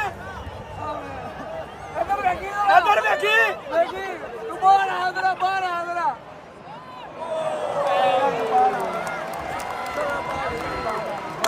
ये बस ताड़ियां मारे कर क्या छड़ दे पेज के बेटे बाबा इनकी वीडियो में अपलोड कर रहे हैं आर्मी रिपोर्ट कर इनु इनकी वीडियो में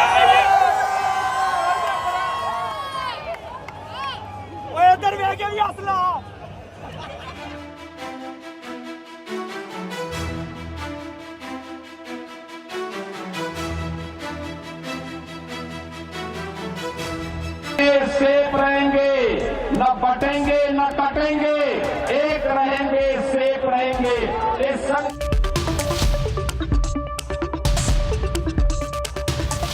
13,000 placements last year. At Amity, we are committed to nurturing passionate, hardworking and proactive professionals.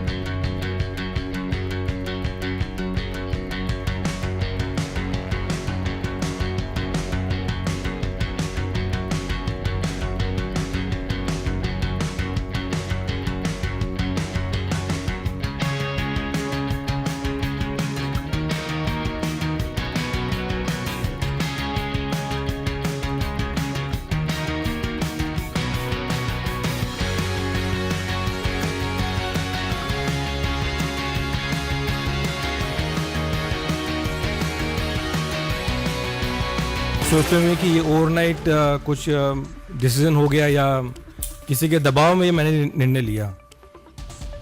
हर एक व्यक्ति जो ये सोच रहा है कि किसी के दबाव में मैंने निर्णय लिया, मैं ये कहना चाहता हूँ कि मैंने आज तक किसी के दबाव में आके कोई काम नहीं किया, कोई काम नहीं किया। कोई शर्म मार लो है। और तेरी T20 जगह नहीं बढ़ रही। तू वापस लौट जा, वापस लौट जा। और तेरी जगह नहीं बढ़ रही।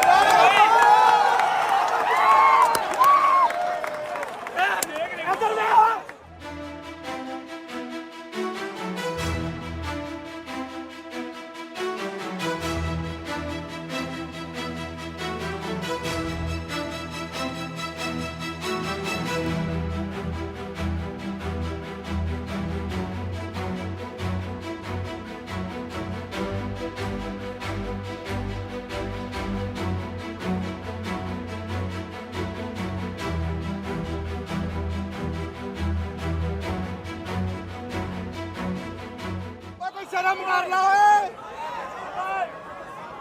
और तेरी T20 जगह नहीं बढ़ रही। तू वापस लौट जा, वापस लौट जा। और तेरी जगह नहीं बढ़ रही।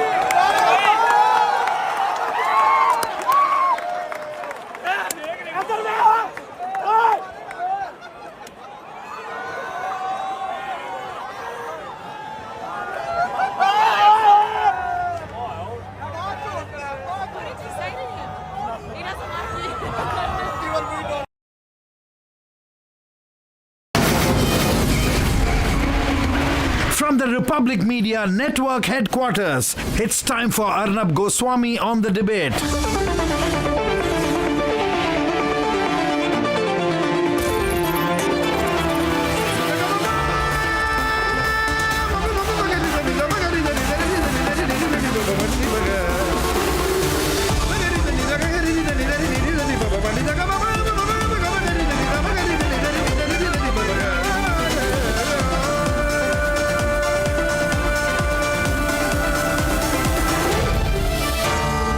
Arnab Goswami on the debate.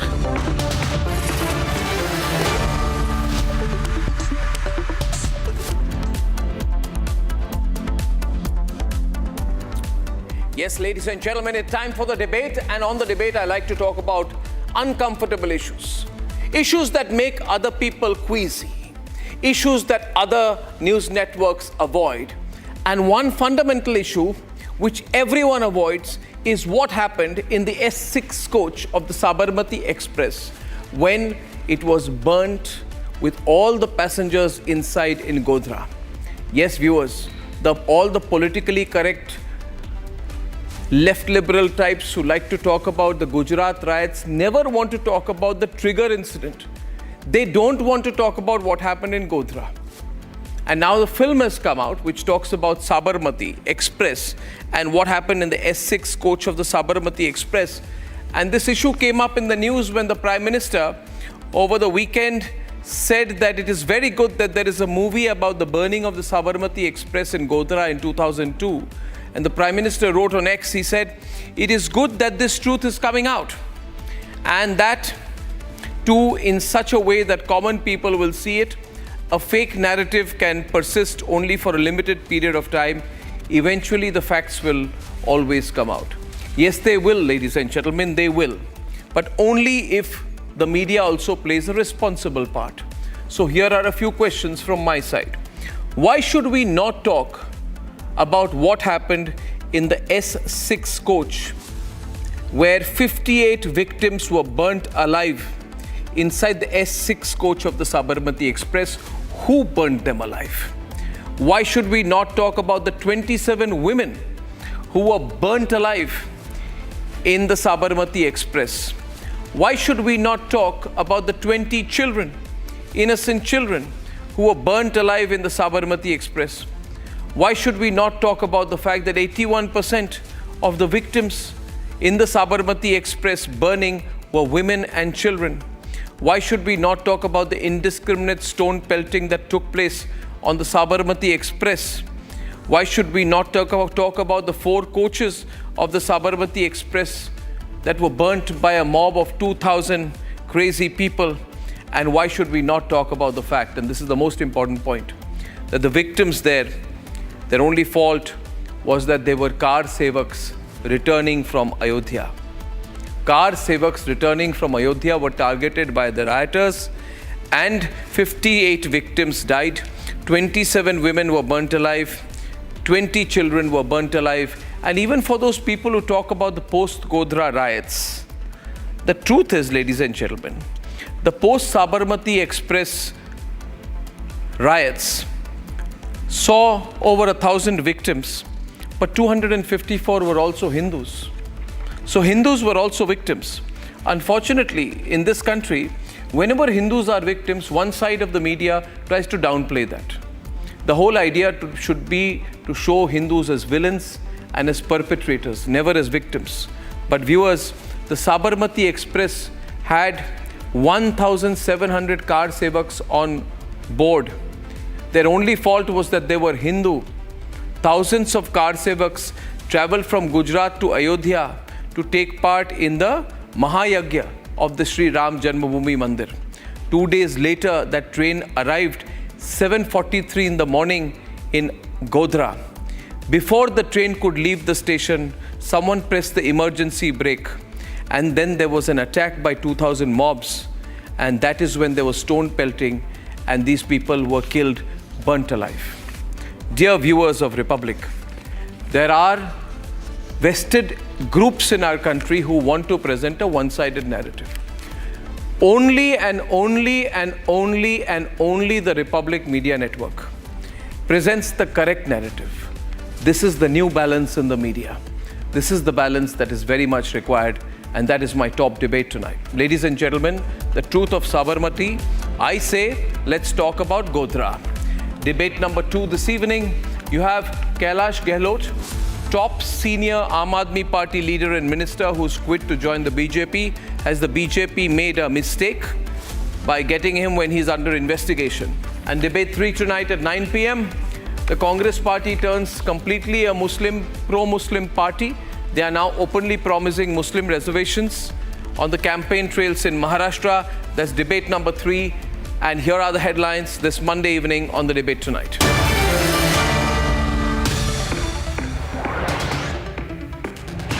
The Sabarmati Report, the film on the aftermath of the 2002 Godhra train burning incident, triggers the Godhra debate as the Prime Minister says the truth cannot be hidden in darkness forever.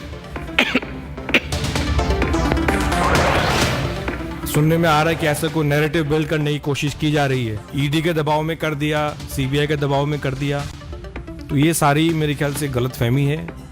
एक आम आदमी किसी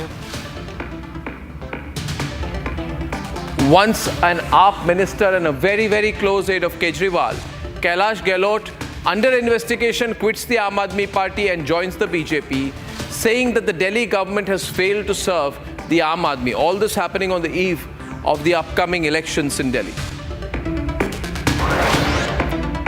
ये नरेंद्र मोदी जी की महाराष्ट्र सरकार की strategy है, हम आपको ये दिखाना चाह रहे हैं। ये देखिए, एक है तो सेफ है।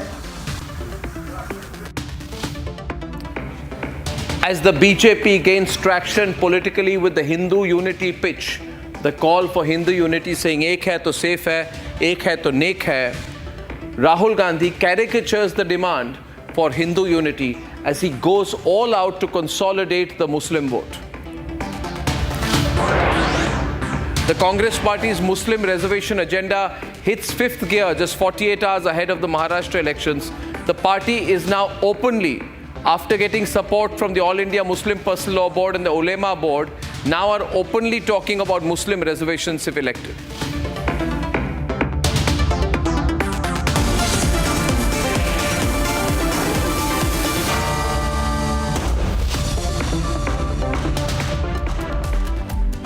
Well, the trigger for the first debate, ladies and gentlemen, is the new film on the 2002 Gujarat violence, which talks about what happened on board the Sabarmati Express, where 58 people, 81% of them women and children, were killed by a rioting mob of 2,000 people who targeted them only and only because the train was full of car sevaks. Now, this part of the narrative has never been put out by the Congi left ecosystem.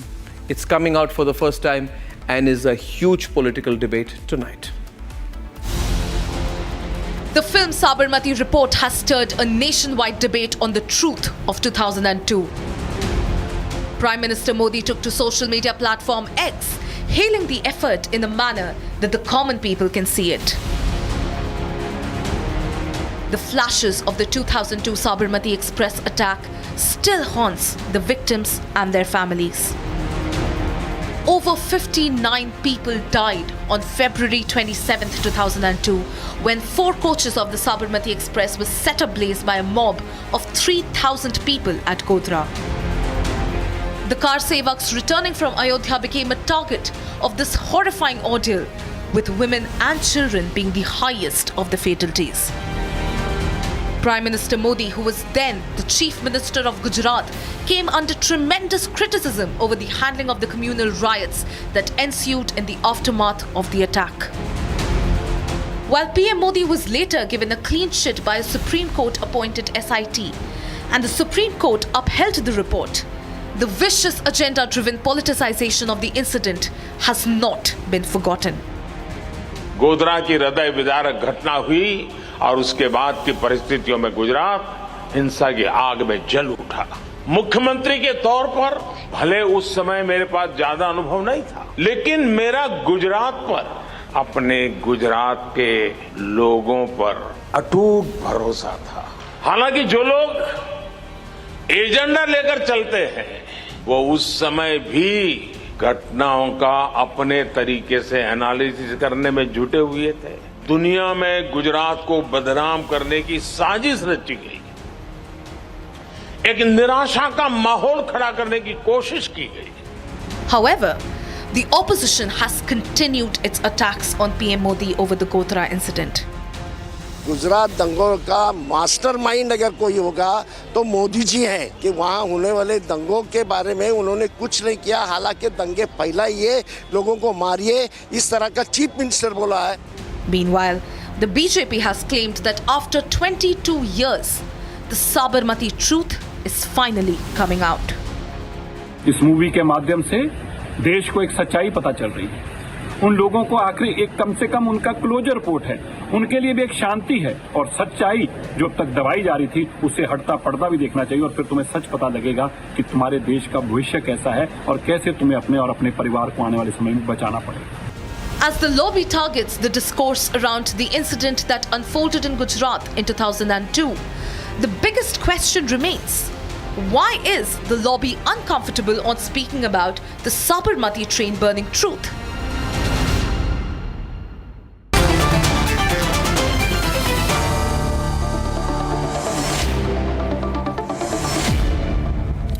Siddharth Yadav, national spokesperson.